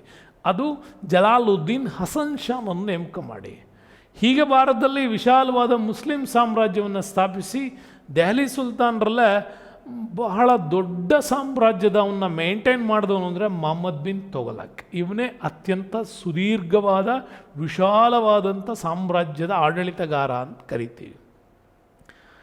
ಇನ್ನು ಮೊಹಮ್ಮದ್ ಬಿನ್ ತುಘಲಕ್ ಇಷ್ಟು ದೊಡ್ಡ ಸಾಮ್ರಾಜ್ಯ ಇಟ್ಕೊಂಡಿದ್ದ ಅಂದರೆ ಅವನು ದೊಡ್ಡ ಸೈನ್ಯವನ್ನು ಕೂಡ ಆತ ಹೊಂದಿದ್ದ. ಆದರೆ ಪ್ರಾಬ್ಲಮ್ ಏನಿತ್ತು, ಯಾವುದೇ ದಂಡಯಾತ್ರೆಯನ್ನು ಮಾಡಬೇಕಾದರೂ ಕೂಡ ಒಂದು ಪ್ರೀ ಪ್ಲ್ಯಾನ್ ಇರಲಿಲ್ಲ. ಹಾಗಾಗಿ ದಂಡಯಾತ್ರೆ ಕೈಗೊಳ್ಳುವುದೇ ಇರತಕ್ಕಂಥ ಸಮಯ, ಹಣದ ಅಪವ್ಯಯ ಇವನ್ನೆಲ್ಲ ಮಾಡಿ ಇವನ ದಂಡಯಾತ್ರೆಗಳು ಬೊಕ್ಕಸಕ್ಕೆ ನಷ್ಟ ಉಂಟು ಮಾಡಿತ್ತು. ಅದರಲ್ಲಿ 2 ದಂಡಯಾತ್ರೆ, ಒಂದು ಖೋರಾಸಾನ್ ಮೇಲೆ ಮಾಡಿದಂಥ ದಾಳಿಗಳಿರ್ಬೋದು, ಇನ್ನೊಂದು ಚೀನಾದ ಮೇಲೆ ಮಾಡಿದಂಥ ದಾಳಿಗಳು. ಇವೆರಡು ವೇಸ್ಟ್ ಪ್ರಾಡಕ್ಟ್ಸ್ ಅವನ ಕಾಲದಲ್ಲಿ. ಇನ್ನು ಈತನ ಕೊನೆಯ 11 ವರ್ಷಗಳ ಆಡಳಿತಾವಧಿಯಲ್ಲಂತೂ ದಕ್ಷಿಣ ಭಾರತದಲ್ಲಿ ಸುಮಾರು ಎಲ್ಲ ಇವನು ವಶಪಡಿಸಿಕೊಂಡಂಥ ಸಾಮ್ರಾಜ್ಯಗಳಲ್ಲಿ ಸುಮಾರು 27 ದಂಗೆಗಳು ದಕ್ಷಿಣ ಭಾರತದಲ್ಲಿತ್ತು. ಆವಾಗಲೇ ದಕ್ಷಿಣ ಭಾರತದಲ್ಲಿ ಕರ್ನಾಟಕದಲ್ಲಿ ಹೊಯ್ಸಳರ ಸಾಮ್ರಾಜ್ಯದ ಅವನತಿಯಾಗಿ ವಿಜಯನಗರ ಅನ್ನೋ ಭವ್ಯ ಸಾಮ್ರಾಜ್ಯ ಹುಟ್ಕೊಳ್ತು. ಹಾಗೆಯೇ ಬಹಮನಿ ಸಾಮ್ರಾಜ್ಯದ ಉದಯಕ್ಕೂ ಕೂಡ ಕಾರಣವಾಗಿದ್ದು ಇದೇ ಮಹಮ್ಮದ್ ಬಿನ್ ತೊಗಲಕ್ನ ದುರಾಡಳಿತ. ಮಹಮ್ಮದ್ ಬಿನ್ ತೊಗಲಕ್ನ ನಂತರ ಬಂದಂಥ ಫಿರೋಜ್ ಶಾ ತೊಗಲಕ್ ಇವನ ಕಾಲದಲ್ಲಿ ಅನೇಕ ಪ್ರಜಾಹಿತ ಕಾರ್ಯಗಳು ಬಂದಿದೆ. ಮಹಮ್ಮದ್ ಬಿನ್ ತೊಗಲಕ್ಕನ್ನು ಎಷ್ಟು ದುರಾಡಳಿತದ ಅವ್ಯವಸ್ಥೆ ಆಗಿತ್ತೋ ಅಷ್ಟೇ ಸುಭದ್ರ, ಸುಶಿಕ್ಷಿತ, ವ್ಯಾಲ್ಯೂಯಬಲ್ ಅಡ್ಮಿನಿಸ್ಟ್ರೇಷನ್ ಕೊಟ್ಟವನೇ ಫಿರೋಜ್ ಶಾ ತೊಗಲಕ್. ತುಂಬ ಒಳ್ಳೊಳ್ಳೆ ಕೆಲಸಗಳು, ಪ್ರಜೆಗಳಿಗೆ ನೆರವು ನೀಡಬೇಕು ಅನ್ನೋ ಉದ್ದೇಶದಿಂದ ಆತ ತಕಾವಿ ಸಾಲ ಮನ್ನಾ ಮಾಡ್ದ. ರೈತರಿಗೆ ಹೊರೆಯಾಗಿದ್ದಂಥ ಸಾಲದ ಹೊರೆಯನ್ನು ಕಡಿಮೆ ಮಾಡ್ದ. ಮಹಮ್ಮದ್ ಬಿನ್ ತೊಗಲಕ್ನ ಕಾಲದಲ್ಲಿ ಏನು ದಾಳಿಗಳಿಗೆ ತುತ್ತಾಗಿ ಪ್ರಜೆಗಳಿಂದ ಅನೇಕ ಪರಿಹಾರದ ಹಣವನ್ನು ಆತ ಏನು ಹಿಂಸೆ ಮಾಡಿದ್ದ ಅಂತ ಈಗ ಆ ಒಂದು ಹಿಂಸೆಗೊಂಡಂಥ ಪ್ರಜೆಗಳಿಗೆ ಒಂದು ಪರಿಹಾರದ ಹಣವಾಗಿ ಕೊಟ್ಟ. ಸುಮಾರು 20ರಷ್ಟು ತೆರಿಗೆಗಳನ್ನು, ಒಂದು ವೆರೈಟಿ ತೆರಿಗೆಗಳನ್ನು ಆತ ರದ್ದು ಮಾಡಿದ್ದ. ಕಾರಣ ಸಾಮ್ರಾಜ್ಯದಲ್ಲಿ ಸುಭಿಕ್ಷತೆ ತರಬೇಕು ಅಂತ. ನಗರ, ಮಸೀದಿ, ಮದರಸಾ, ಆಣೆಕಟ್ಟು, ಕಾಲುವೆಗಳನ್ನು ನಿರ್ಮಾಣ ಮಾಡಿದ. ಅನೇಕ ನಗರಗಳಂದರೆ 7 ನಗರಗಳ ಒಂದು ಸ್ಥಾಪಕ ಅಂತ ಕರಿತೀವಿ. ಜಾನ್ಪುರ, ಫತೇಬಾದ್, ಹಿಸ್ಸಾರ್, ಫಿರೋಜ್ಪುರ, ಫಿರೋಜಾಬಾದ್, ಜಾನ್ಪುರ. ಇವತ್ತೇನು ದೆಹಲಿ ಸುತ್ತಮುತ್ತದ ಓಲ್ಡ್ ದೆಹಲಿ, ನ್ಯೂ ದೆಹಲಿ ಅಂತ ಏನು ಕರಿತೀವಿ, ಅತ್ತಿನ ಪ್ರಸಿದ್ಧವಾಗಿರ್ತಕ್ಕಂಥ ವಿದ್ಯಾಕೇಂದ್ರಗಳಾಗಿ ಕನ್ವರ್ಟ್ ಮಾಡಿದ್ದ. ಪ್ರವಾಸಿಗರ ಅನುಕೂಲಕ್ಕಾಗಿ ಅನೇಕ ಧರ್ಮಶಾಲೆಗಳನ್ನು ಮಾಡಿದ್ದು ಕೂಡ ಈ ಒಂದು ದೊಡ್ಡ ಸಾಧನೆಗಳೇ ಇದೆ. ಅದರ ನಂತರ ಬರೋದು ನಮಗೆ ಫಿರೋಜ್ ಶಾ ತೊಗಲಕ್ನ ನಂತರ ಲೂದಿ ಸಂತತಿ, ಅಂದರೆ ಒಂದಿಷ್ಟು 2-3 ತೊಗಲಕ್ಕರು ಆಳ್ವಿಕೆ ಮಾಡ್ತಾರೆ. ಬಟ್ ಅವರು ಅಸಮರ್ಥರಾಗಿದ್ದರಿಂದಾಗಿ ಅಲ್ಲಿ ರಾಜ್ಯಪಾಲನಾಗಿದ್ದಂತಹ ಕಿಜರ್ ಖಾನ್ ಸೈಯದ್ ಆತ ದೆಹಲಿಯನ್ನು ವಶಪಡಿಸ್ಕೊಳ್ತಾನೆ. ಬಟ್ ಅದ್ರ ಮಧ್ಯೆ ಒಂದು ಘಟನೆ ಇಲ್ಲಿ ಬಿಟ್ಟು ಹೋಗಿದೆ ನಿಮಗೆ, ತೈಮೂರ್ ದಾಳಿ ಅಂತ ಕರಿತೀವಿ. ತೊಗಲಕ್ ಸಂತತಿಯ ಅವನತಿಗೆ ದೆಹಲಿಯಲ್ಲಿ ದೊಡ್ಡ ಮಟ್ಟದ ರಕ್ತದೋಕುಳಿಯನ್ನು ಮಾಡಿದವನೇ ತೈಮೂರ್. ಒಬ್ಬ ದೊಡ್ಡ ಹಿಂಸಾತ್ಮಕ ಮನಸ್ಸುಳ್ಳಂತಹ ವ್ಯಕ್ತಿ. ಇವನು ಭಾರತದ ಮೇಲೆ ದಾಳಿ ಮಾಡಿಬಿಟ್ಟು ದೆಹಲಿಯಿಂದ ಹಿಡಿದು ಮಧ್ಯ ಉತ್ತರ ಪ್ರದೇಶವರೆಗೂ ಬರ್ತಾನೆ. ಹೆಣದ ರಾಶಿಗಳನ್ನು ಕೆಡವಿದ್ದ ಅಂತ ಹೇಳ್ತಾರೆ. ಅನೇಕ ಆಗಿನ ಸಮಕಾಲೀನ ಇತಿಹಾಸಕಾರರಲ್ಲಿ ಅದ್ರ ಮೆನ್ಷನ್ಸ್ ಕೂಡ ಇದೆ. ಮುಂದೆ ಅವನು ಬಂದು ಹೋದ ಮೇಲೆ ದೆಹಲಿ ಸಂಪೂರ್ಣವಾಗಿ ಅವನತಿಯತ್ತ ಸಾಗಿದಾಗಲೇ ಮುಲ್ತಾನದ ರಾಜ್ಯಪಾಲನಾಗಿದ್ದ ಕಿಜರ್ ಖಾನ್ ಸೈಯದ್ ದೆಹಲಿಯನ್ನು ವಶಪಡಿಸ್ಕೊಂಡು ನಾನು ಇನ್ಮೇಲೆ ದೆಹಲಿ ಸುಲ್ತಾನ್ ರಾಜ ಅಂದ. ದೋವಾ ಪ್ರದೇಶ, ಬಿಯಾನ್ ಮತ್ತು ಗ್ವಾಲಿಯರ್ಗಳನ್ನು ಹೋರಾಟ ಮಾಡಿ ಗೆದ್ದು ಅಧಿಕಾರವನ್ನು ಸ್ಥಾಪಿಸಿ, ದಂಗೆಗಳನ್ನು ಅಡಗಿಸಿ, ಶಾಂತಿ, ಸುವ್ಯವಸ್ಥತೆ, ಭದ್ರತೆಯನ್ನು ನೆಲೆಗೊಳಿಸಿ ಈತ ಸೈಯದ್ ಸಂತತಿಯನ್ನು ತಂದ. ಜನ ಯಾಕೆ ಇವನಿಗೆ ಇಷ್ಟು ರೆಸ್ಪೆಕ್ಟ್ ಕೊಟ್ಟರು ಅಂತಂದರೆ, ಈತ ತಾನು ಆಡಳಿತ ಮಾಡುವಾಗ ಯಾವಾಗಲೂ ಹೇಳ್ಕೊಂಡು ಬರ್ತಾ ಇದ್ದಿದ್ದು ಒಂದೇ ಪಾಲಿಸಿ, ನಾನು ಇಲ್ಲಿ ಬಂದಿರೋದು ಆಡಳಿತದ ಪ್ರತಿನಿಧಿಯಾಗಿ ಅಂತ. ಯಾರ ಆಡಳಿತದ ಪ್ರತಿನಿಧಿ? ಮುಲ್ತಾನಿಂದ ಇಲ್ಲಿಗೆ ಬಂದಿದ್ದೀನಿ ಅಂತಂದರೆ ನಾನು ಆಗಿನ ಒಬ್ಬ ಶ್ರೇಷ್ಠ ಸಂತನ ಪ್ರತಿನಿಧಿಯಾಗಿ ನಾನಿಲ್ಲಿ ಅಧಿಕಾರ ಮಾಡ್ತಾ ಇದ್ದೀನಿ ಅಂತ ಧರ್ಮದ ವಿಚಾರವನ್ನು ಮುಂದಿಟ್ಟು ಇವನಿಲ್ಲ ಆಡಳಿತವನ್ನು ಮಾಡ್ದ. ಹಾಗಾಗಿ ಕೆಲವು ಇತಿಹಾಸಕಾರರು ಇದನ್ನು ರಾಂಗ್ ಅಂತಾರೆ, ಕೆಲವರು ರೈಟ್ ಅಂತಾರೆ. ಇರಲಿ, ಅದೇನಾರ ಇರಲಿ. ಬಟ್ ಜನರು ಇವನಿಗೆ ಆಗಿನ ಕಾಲಕ್ಕೆ ರೆಸ್ಪೆಕ್ಟ್ ಕೊಡಬೇಕು ಅಂತೇಳಿ ಈತ ಮಾಡ್ಕೊಂಡಿದ್ದ ಒಂದು ತಂತ್ರ ಅಂತ ಹೇಳ್ಬೋದು. ಆದರೂ ಮೊಹಮ್ಮದ್ ಶಾ, ಅಲಾವುದ್ದೀನ್ ಹಾಗೆ ಆಲಂ ಶಾ ಈ ಸಾಮ್ರಾಜ್ಯದಲ್ಲಿ ತುಂಬ ಪ್ರಮುಖವಾಗಿರ್ತಕ್ಕಂಥ ಆಡಳಿತವನ್ನು ಮಾಡ್ತಾರೆ. ಬಟ್ ಆಲಂ ಶಾ ಬಹಲ್ಲಲ್ ಲೂದಿ ಈ ಆಲಂ ಶಾನನ್ನು ಸೋಲಿಸೋದ್ರ ಮುಖಾಂತರ ಸೈಯದ್ ಸಂತತಿ ಆಡಳಿತವನ್ನು ಕೊನೆಗೊಳಿಸಿದ್ದ. ಇಲ್ಲಿ ನಮಗೆ ಸೈಯದ್ ಸಂತತಿಯಲ್ಲಿ ಓದೋದಕ್ಕೆ ಹೆಚ್ಚಿಗೇನು ಸಿಗೋದಿಲ್ಲ. ಅಲಾವುದ್ದೀನ್ ಬಗ್ಗೆ, ಅಲಾವುದ್ದೀನ್, ಆಲಂ ಶಾ ಇವ್ರ ಬಗ್ಗೆ ಒಂದಿಷ್ಟು ಆಧಾರಗಳು ನಮಗೆ ಸಿಗ್ತವೆ. ನೆಕ್ಸ್ಟ್ ಬರೋದೇ ಸ್ಟ್ರಾಂಗೆಸ್ಟ್ ಲೂದಿ ಡೈನಾಸ್ಟಿ. ದೆಹಲಿಯನ್ನು ಆಳಿದಂಥ ಕೊನೆಯ ಸಾಮ್ರಾಜ್ಯ ಅಂದರೆ ಅದು ಲೋಧಿ ಡೈನಾಸ್ಟಿ. ಸುಮಾರು 1451ರಿಂದ 1526, ದಿ ಎಂಡ್ ಆಫ್ ಡೆಲ್ಲಿ ಸುಲ್ತಾನರ ಕಾಲ. 3 ಜನ ಪ್ರಬಲ ಅರಸರುಗಳು, ಬಹಲ್ಲಲ್ ಲೂದಿ, ಸಿಕಂದರ್ ಲೂದಿ, ಇಬ್ರಾಹಿಂ ಲೂದಿ. ಈ 3 ಲೂದಿಗಳು ಬಹಳಷ್ಟು ಪರಿವರ್ತನೆ ಮಾಡ್ತಾರೆ ದೆಹಲಿಯ ಪ್ರದೇಶದಲ್ಲಿ. ಸಿಕಂದರ್ ಲೂದಿ ಅಂತೂ ಈ ಸಾಮ್ರಾಜ್ಯದ ಒಬ್ಬ ದೊಡ್ಡ ಹೋರಾಟಗಾರ. ಬಿಹಾರ, ಬಂಗಾಳ, ಧೋಲ್ಪುರ, ಚಂದೇರಿ ಎಲ್ಲ ವಶಪಡಿಸ್ಕೊಂಡ. ದೆಹಲಿಯಲ್ಲಿ ಶಾಂತಿ ನೆಲೆಸಬೇಕು ಅಂತ ಕ್ರಮ ಕೈಗೊಂಡ. ಇವನಿಗೊಂದು ಪ್ರಶ್ನೆ ಯಾವಾಗಲೂ ನಿಮಗೆ ಕೇಳ್ತಾರೆ, ಆಗ್ರಾ ನಗರದ ನಿರ್ಮಾಣಕಾರ ಯಾರು ಅಂದರೆ ಇದೇ ಸಿಕಂದರ್ ಲೂದಿ. ಸಿಕಂದರ್ ಲೋಧಿ ಆಗ್ರಾ ನಗರ ಕಟ್ಟೋದಕ್ಕೆ ಅವನೇನು ದುಡಿಮೆ ಮಾಡೇನು ಕಟ್ಟಿದ್ದಲ್ಲ, ಮಥುರಾ ದೇವಸ್ಥಾನದ ಮೇಲಿನ ದಾಳಿ ಮಾಡಿ ಅಲ್ಲಿ ಸಿಕ್ಕ ಸಂಪತ್ತನ್ನು ಲೂಟಿ ಮಾಡಿ ಮತ್ತು ರಜಪೂತ ಸಾಮ್ರಾಜ್ಯಗಳನ್ನು ಲೂಟಿ ಮಾಡಿ ಅದರಿಂದ ಬಂದ ಹಣದಲ್ಲಿ ಆತ ಆಗ್ರಾ ನಗರವನ್ನು ನಿರ್ಮಾಣ ಮಾಡ್ದ. ಇತಿಹಾಸದಲ್ಲಿ ನಿಮಗೆ ಓದ್ತಾ ಹೋದರೆ ಸಿಗ್ತಾ ಹೋಗುತ್ತೆ. ಹಾಗಾಗಿ ಈತನ ಉತ್ತರಾಧಿಕಾರಿಯಾಗಿ ಬಂದಂಥ ಮತ್ತೊಬ್ಬ ಸ್ಟ್ರಿಕ್ಟ್ ಆಡಳಿತಗಾರ ಅಂದರೆ ಇಬ್ರಾಹಿಂ ಲೂಧಿ ಸ್ಟ್ರಿಕ್ಟ್ ಆಡಳಿತಗಾರ. ಬಟ್ ಇವನ ಆಡಳಿತ ವ್ಯವಸ್ಥೆನೇ ಇವನ ವಿರುದ್ಧ ಇದ್ದಿದ್ದರಿಂದ ಇವನನ್ನೊಬ್ಬ ಅಸಮರ್ಥ ದೊರೆ ಅಂತ ಕರಿತೀವಿ. ಭಾರತದ ಮೇಲೆ ದಾಳಿ ಮಾಡುವಂಥ ರಾಜ್ಯಪಾಲರಾದ ಆಲಂ ಖಾನ್ ಮತ್ತು ದೌಲತ್ ಖಾನ್ ಇಬ್ಬರು ಕೂಡ ಅಫ್ಘನ್ರಿಗೆ ಆಮಂತ್ರಣ ಕೊಡ್ತಾರೆ. ಅಫ್ಘನ್ರ ಹತ್ರ ಬಂದವನು ಅವಾಗ ಬಾಬರ್. ಹೀಗೆ ಅಫ್ಘನ್ ಪ್ರಾಂತ್ಯಗಳಿಂದ ಆಲಂ ಖಾನ್ ಮತ್ತು ದೌಲತ್ ಖಾನ್ ಇಬ್ಬರು ಆಹ್ವಾನ ಮಾಡಿದ್ದಾರೆ ಅಂದಮೇಲೆ, ಬಟ್ ಆ ಕಡೆನೂ ಬಾಬರ್ಗೆ ತನ್ನ ಸಾಮ್ರಾಜ್ಯವನ್ನು ಸ್ಥಾಪನೆ ಮಾಡೋದಕ್ಕಾಗದೇ ಇದ್ದಿದ್ದರಿಂದಾಗಿ ಭಾರತದಲ್ಲಾದರೂ ತಾನು ನೆಲೆ ಕಾಣಬೇಕು ಅಂಥೇಳಿ ಆತ ಬಂದ. ನೀವು ಇವತ್ತೇನು ನಾವು ಮಾತಾಡ್ತೀವಿ, Afghanistan, Tajikistan, Kazakhstan, Turkmenistan, Russia ಭಾಗಗಳ ಬಗ್ಗೆ ಮಾತಾಡ್ತೀವಿ. ಅಲ್ಲಿಂದ ಮಂಗೋಲಿಯನ್ ಬುಡಕಟ್ಟಿನ ಆರಂಭ ಶುರುವಾಗುತ್ತೆ. ಅದೇ ತೈಮೂರ್ನಿಂದ ಬಂದವನೇ ಬಾಬರ್. ಸೊ ಇಲ್ಲಿ ಆತ ಫರ್ಗಾನ್ದಿಂದ ಶುರು ಮಾಡ್ಕೊಳ್ತಾನೆ. ಹಾಗಾಗಿ ಅಲ್ಲಿ 5 ಬಾರಿ ಭಾರತದ ಮೇಲಿನ ಆಕ್ರಮಣಗಳಾದ ಮೇಲೆ ಬಾಬರ್ಗೆ ಇಲ್ಲಿ ಅವಕಾಶ ಸಿಕ್ಕಿದ್ದು.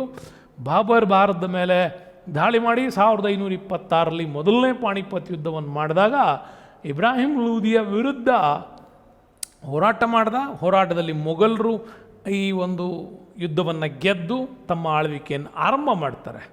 ಬಟ್ ಇಲ್ಲಿ ಇಬ್ರಾಹಿಂ ಲೂಧಿ ಸೋತ ಅನ್ನೋದಕ್ಕಿಂತಾಗಿ ಅವನ ಜೊತೆಗಿದ್ದವರೇ, ಅವನ ಸೇನಾ ನಾಯಕರುಗಳೇ, ಅವನ ದಂಡ ನಾಯಕರುಗಳೇ ಅವನನ್ನು ಸೋಲಿಸಿದ್ರು ಅಂತ ಹೇಳ್ಬೋದು.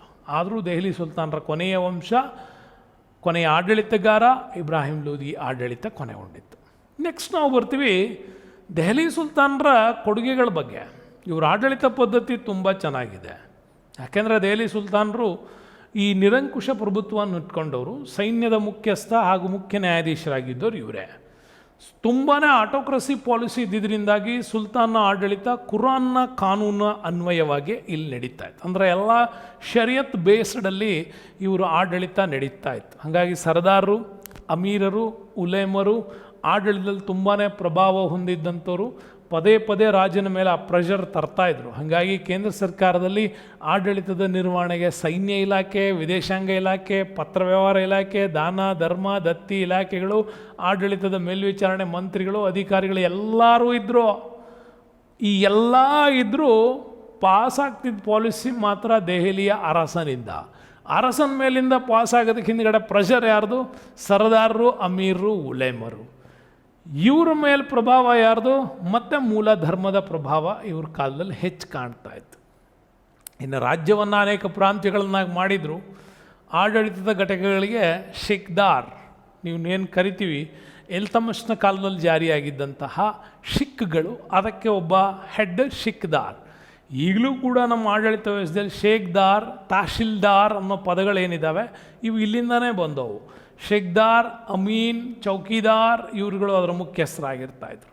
ಇನ್ನು ಕಂದಾಯದ ನಿರ್ವಹಣೆ, ಶಾಂತಿ ಕಾಪಾಡೋದು, ಶಿಕ್ಷಣ ನೀಡೋದು, ನೈರ್ಮಲ್ಯವನ್ನು ಕಾಪಾಡೋದೆಲ್ಲ ಪ್ರಮುಖ ಕರ್ತವ್ಯಗಳಾಗಿ ರಾಜನ ಆಡಳಿತ ವ್ಯವಸ್ಥೆ ತುಂಬ ಚೆನ್ನಾಗಿ ನೋಡಿಕೊಳ್ತಾ ಇತ್ತು. ಆದರೂ ಸುಲ್ತಾನರ ಅವಧಿಯಲ್ಲಿ ವಿಶೇಷವಾದಂಥ ತೆರಿಗೆಗಳೆಲ್ಲ ಜಾರಿಯಾಗಿದ್ದಾವೆ. ಅದರಲ್ಲಿ ಖರ್ಜ್ ಅಂತ ಕರಿತೀವಿ, ಭೂ ತೆರಿಗೆಗಳು ಕೊಡಬೇಕು. ಝಕಾತ್ ಅಂತ ಬರುತ್ತೆ, ಅಂದರೆ ದಾನ ಧರ್ಮಗಳ ತೆರಿಗೆಗಳು. ಇನ್ನು ಉಶ್ರ್ ಹಾಗೆ ಖಮ್ಸ್ ಅಂತ ಬರುತ್ತೆ. ಖಮ್ಸ್ ವೆರಿ ಇಂಪಾರ್ಟೆಂಟ್, ಎಕ್ಸಾಮ್ಸಲ್ಲಿ ಕೇಳಿದ್ದಾರೆ ನಿಮಗೆ. ದೆಹಲಿ ಸುಲ್ತಾನರ ಸೈನ್ಯ ದಾಳಿ ಮಾಡಿದಾಗ ಯುದ್ಧದಲ್ಲಿ ಕೆಲವೊಂದು ಲೂಟಿ ಮಾಡ್ತಾಯಿದ್ರು. ಲೂಟಿ ಮಾಡಿದ ಮೇಯ್ನ್ ಲೂಟಿ ಆಗಿದ್ದಂಥ ಅಂಶಗಳು ದೆಹಲಿ ಹೋಗ್ತಾಯಿತ್ತು, ಮತ್ತು ಇತರರು ಒಂದಿಷ್ಟು ಲೂಟಿ ಮಾಡ್ಕೊಂಡು ತಾವು ಮನೆಗೆ ಹೋಗ್ತಾಯಿದ್ರು ಸೈನಿಕರಲ್ಲಿ, ಹೆಡ್ಗಳು. ಹಾಗೂ ಒಯ್ದಂಥ ಸಂಪತ್ತಿನ ಮೇಲೂ ಕೂಡ ಖಮ್ಸ್ ಅನ್ನೋ ತೆರಿಗೆ ಹಾಕಿದ್ರು. ಇನ್ನು ಜಝಿಯಾ ಇದೆ, ಇದು ಕೂಡ ಯಾತ್ರಾ ತೆರಿಗೆ ರೂಪದಲ್ಲಿ ವಸೂಲಿ ಮಾಡ್ತಾಯಿದ್ರು. ಹೀಗೆ ವಾರಸುದಾರರಿಲ್ಲದ ಆಸ್ತಿಯ ಮೇಲೂ ಕೂಡ ತೆರಿಗೆ ಹಾಕಿದರು, ಆಮದು ಸುಂಕಗಳನ್ನು ಹಾಕಿದರು, ಮನೆ ತೆರಿಗೆಗಳನ್ನು ಹಾಕಿದರು. ಈ ಥರದ ಅನೇಕ ಘರಿ ಅನ್ನೋ ತೆರಿಗೆ ಬರುತ್ತೆ, ಈ ಮನೆಗಳ ಮೇಲೆ ತೆರಿಗೆಗಳನ್ನು ಹಾಕ್ತಕ್ಕಂಥ ಇಂಥೆಲ್ಲ ವರಮಾನ ಮೂಲಗಳಾಗಿತ್ತು. ಇನ್ನು ಕಂದಾಯದ ಸಂಗ್ರಹಣೆಗೆ ಅಲ್ಲಲ್ಲಿ ಅಧಿಕಾರಿಗಳನ್ನು ನೇಮಕ ಮಾಡಿದರು. ಆದರೆ ದಾನ ಧರ್ಮ ನ್ಯಾಯ ಅಂತ ಬಂದಾಗ ನ್ಯಾಯ ತೀರ್ಮಾನಕ್ಕಾಗಿ ಖಾಜಿಗಳು ಇದ್ದರು. ಪ್ರಾಂತ್ಯಗಳಲ್ಲಿ, ಪಟ್ಟಣಗಳಲ್ಲಿ ನ್ಯಾಯದಾನದ ಕೆಲಸ ಅವ್ರದ್ದೇನೆ. ಇವರು ಸುಲ್ತಾನ್ಗೆ ನೆರವಾಗ್ತಾಯಿದ್ರು. ಇನ್ನು ಇವರ ಸೋಷಿಯಲ್ ಸಿಸ್ಟಮ್ ಬಗ್ಗೆ ಮಾತಾಡೋದಾದರೆ, ಸಾಮಾಜಿಕ ವ್ಯವಸ್ಥೆ ಬಗ್ಗೆ, ಸುಲ್ತಾನರ ಆಡಳಿತದಲ್ಲಿ ಶಿಯಾ ಮತ್ತು ಹಿಂದೂ ಪ್ರಜೆಗಳಿಗೆ ತುಂಬ ಧಾರ್ಮಿಕ ನಿರ್ಬಂಧ.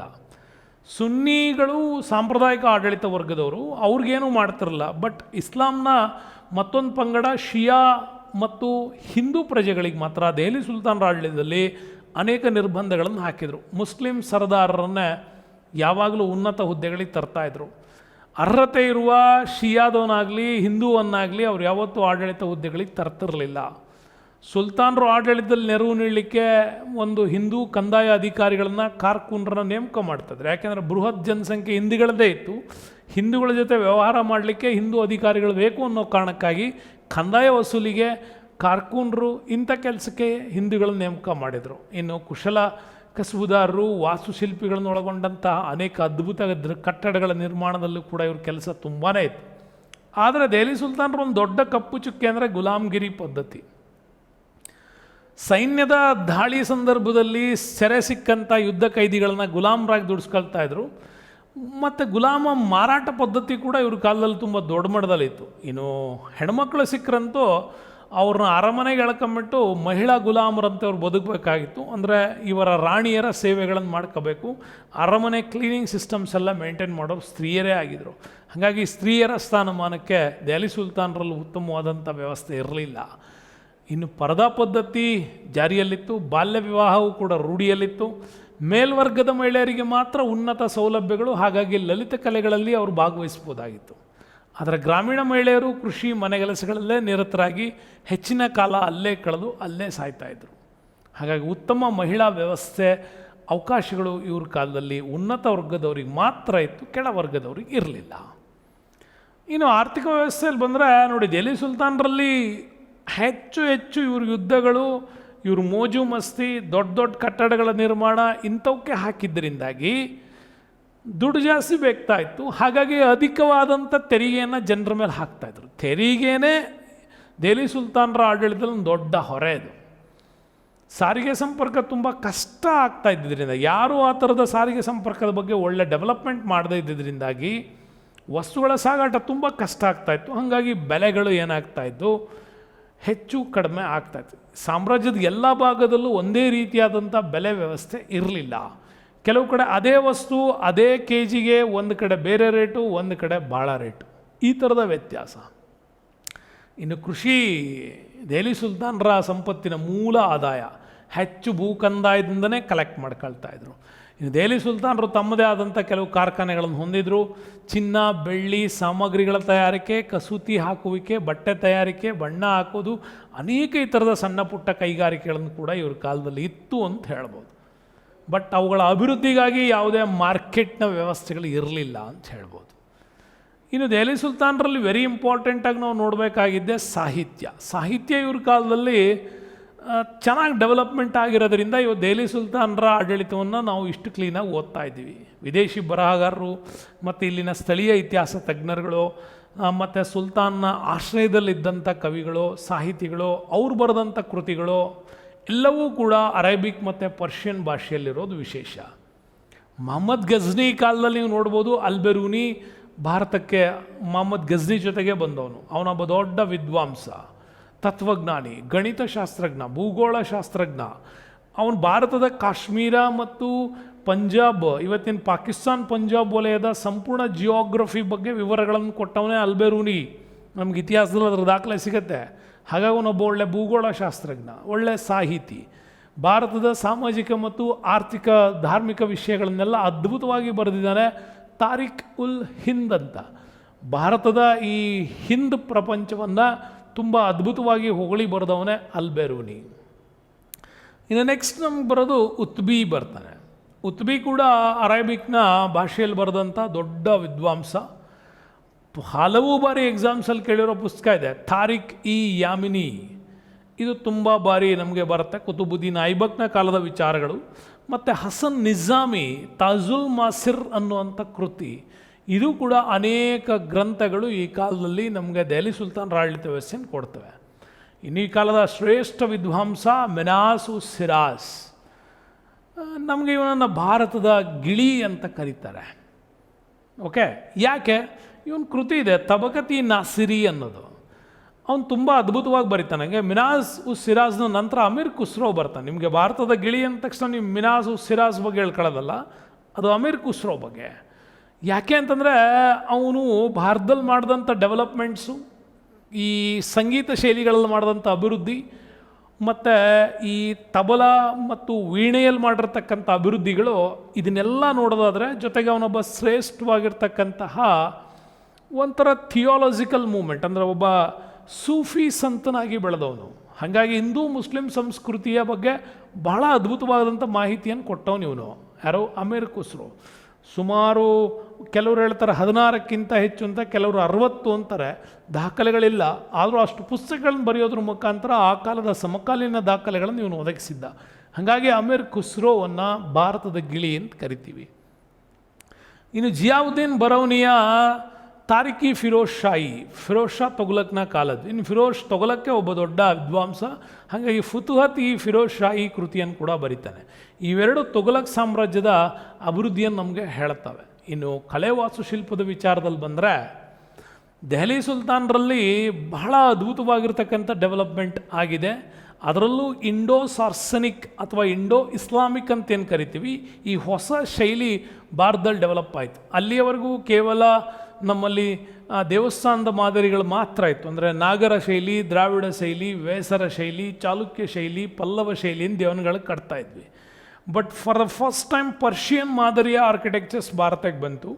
ಅದರಲ್ಲೂ ನಮಗೆ ಗಿಯಾಸುದ್ದೀನ್ ಬಲ್ಬನ್ನ ಕಾಲಕ್ಕೆ ಇಂಡೋ ಇಸ್ಲಾಮಿಕ್ ಶೈಲಿಯ ಒಂದು ವಿಶೇಷವಾದಂಥ ಸೇಮ್ ಕಾಪಿ ಭಾರತಕ್ಕೆ ಬಂತು. ಬಟ್ ಇಲ್ಲಿಗೆ ಅದನ್ನು ಪರಿವರ್ತನೆ ಮಾಡಿದ್ರು.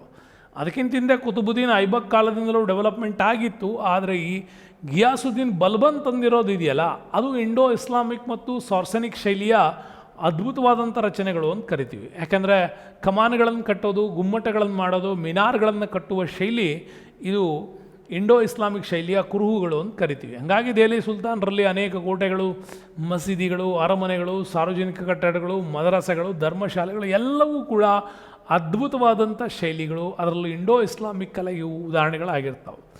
ಅದರಲ್ಲಿ ನಾವು ದೆಹಲಿಯಲ್ಲಿ ಕುವೈತುಲ್ ಇಸ್ಲಾಂ ಮಸೀದಿ ಬರ್ತದೆ, ಕುತುಬ್ ಮೀನಾರ್ ಬರ್ತದೆ. ನಮಗೆ ಕುತುಬುದ್ದೀನ್ ಐಬಕ್ ಕಾಲದಿಂದ ಸ್ಟಾರ್ಟ್ ಆಗಿದ್ದೆವು. ಹಾಗಾಗಿ ಅಲೈ ದರ್ವಾಜಾ, ಅಲಾವುದ್ದೀನ್ ಖಿಲ್ಜಿ ಕಟ್ಟಿಸಿದಂಥ ಅಲೈ ದರ್ವಾಜಾ, ಜಮೈತ್ ಖಾನ ಮಸೀದಿ ಮತ್ತು ಅಲೈ ದರ್ವಾಜದಂತಹ ಇವುಗಳು ಆಗಿನ ಕಾಲಕ್ಕೆ ತುಂಬ ದೊಡ್ಡ ಮಟ್ಟದ ಕೊಡುಗೆಯನ್ನು ಕೊಟ್ಟವು. ಹಾಗಾಗಿ ನಾವು ಹೇಳ್ತಾ ಇದ್ದೀವಿ, ದೆಹಲಿ ಮತ್ತು ಅದರ ಸುತ್ತಮುತ್ತಲಿನ ಪ್ರದೇಶಗಳಲ್ಲಿ ಡೆವಲಪ್ಮೆಂಟ್ ಆದಂಥ ಆರ್ಕಿಟೆಕ್ಚರ್ಸ್ ಇಂಡೋ ಇಸ್ಲಾಮಿಕ್ ಮತ್ತು ಸಾರ್ಸನಿಕ್ ಶೈಲಿಯ ರೂಪಗಳನ್ನು ಹೇಳ್ಕೊಡ್ತಾ ಇತ್ತು ಅಂತ. ಇದೊಂದು ಸುದೀರ್ಘವಾದ ಪಾಠ. ಇಲ್ಲಿಯವರೆಗೂ ನೀವೇನಾದ್ರು ಕೇಳಿದಿರಿ ಅಂದರೆ ಡೆಫಿನೆಟ್ಲಿ ನೀವೊಂದು ಕಂಪ್ಲೀಟ್ 700 ವರ್ಷಗಳ ಕಂಪ್ಲೀಟ್ ಇತಿಹಾಸವನ್ನು ಈ ಶಾರ್ಟ್ಕಟ್ಟಲ್ಲಿ ಹೇಳಿಕೊಟ್ಟಿದ್ದೀವಿ. ಇನ್ನೂ ಅದ್ಭುತವಾದ ವಿಡಿಯೋಗಳು ಅಂದರೆ ನಿಮಗೆ ನಮ್ಮ ಸಾಧನಾ ಅಕಾಡೆಮಿಯಲ್ಲಿ ಕೂಡ ಸಿಗ್ತವೆ, ಮೈ ಪರ್ಸನಲ್ ಸ್ಫೂರ್ತಿ ಅಕಾಡೆಮಿಯಲ್ಲಿ ಕೂಡ ಸಿಗ್ತವೆ ಅಂತ ಹೇಳ್ತಾ ವಿಡಿಯೋಕ್ಕೆ ಧನ್ಯವಾದಗಳು. Stay with us Ramesh sir, thank you. ಮುಂದಿನ ವಿಡಿಯೋದಲ್ಲಿ ಮತ್ತೊಂದು ಹೊಸ ಪಾಠದ ವಿಶ್ಲೇಷಣೆಯೊಂದಿಗೆ ನಿಮ್ಮ ಮುಂದೆ ಬರ್ತೀನಿ. ಅಲ್ಲಿಯವರೆಗೂ ತಮ್ಮೆಲ್ಲರಿಗೂ ಧನ್ಯವಾದಗಳು.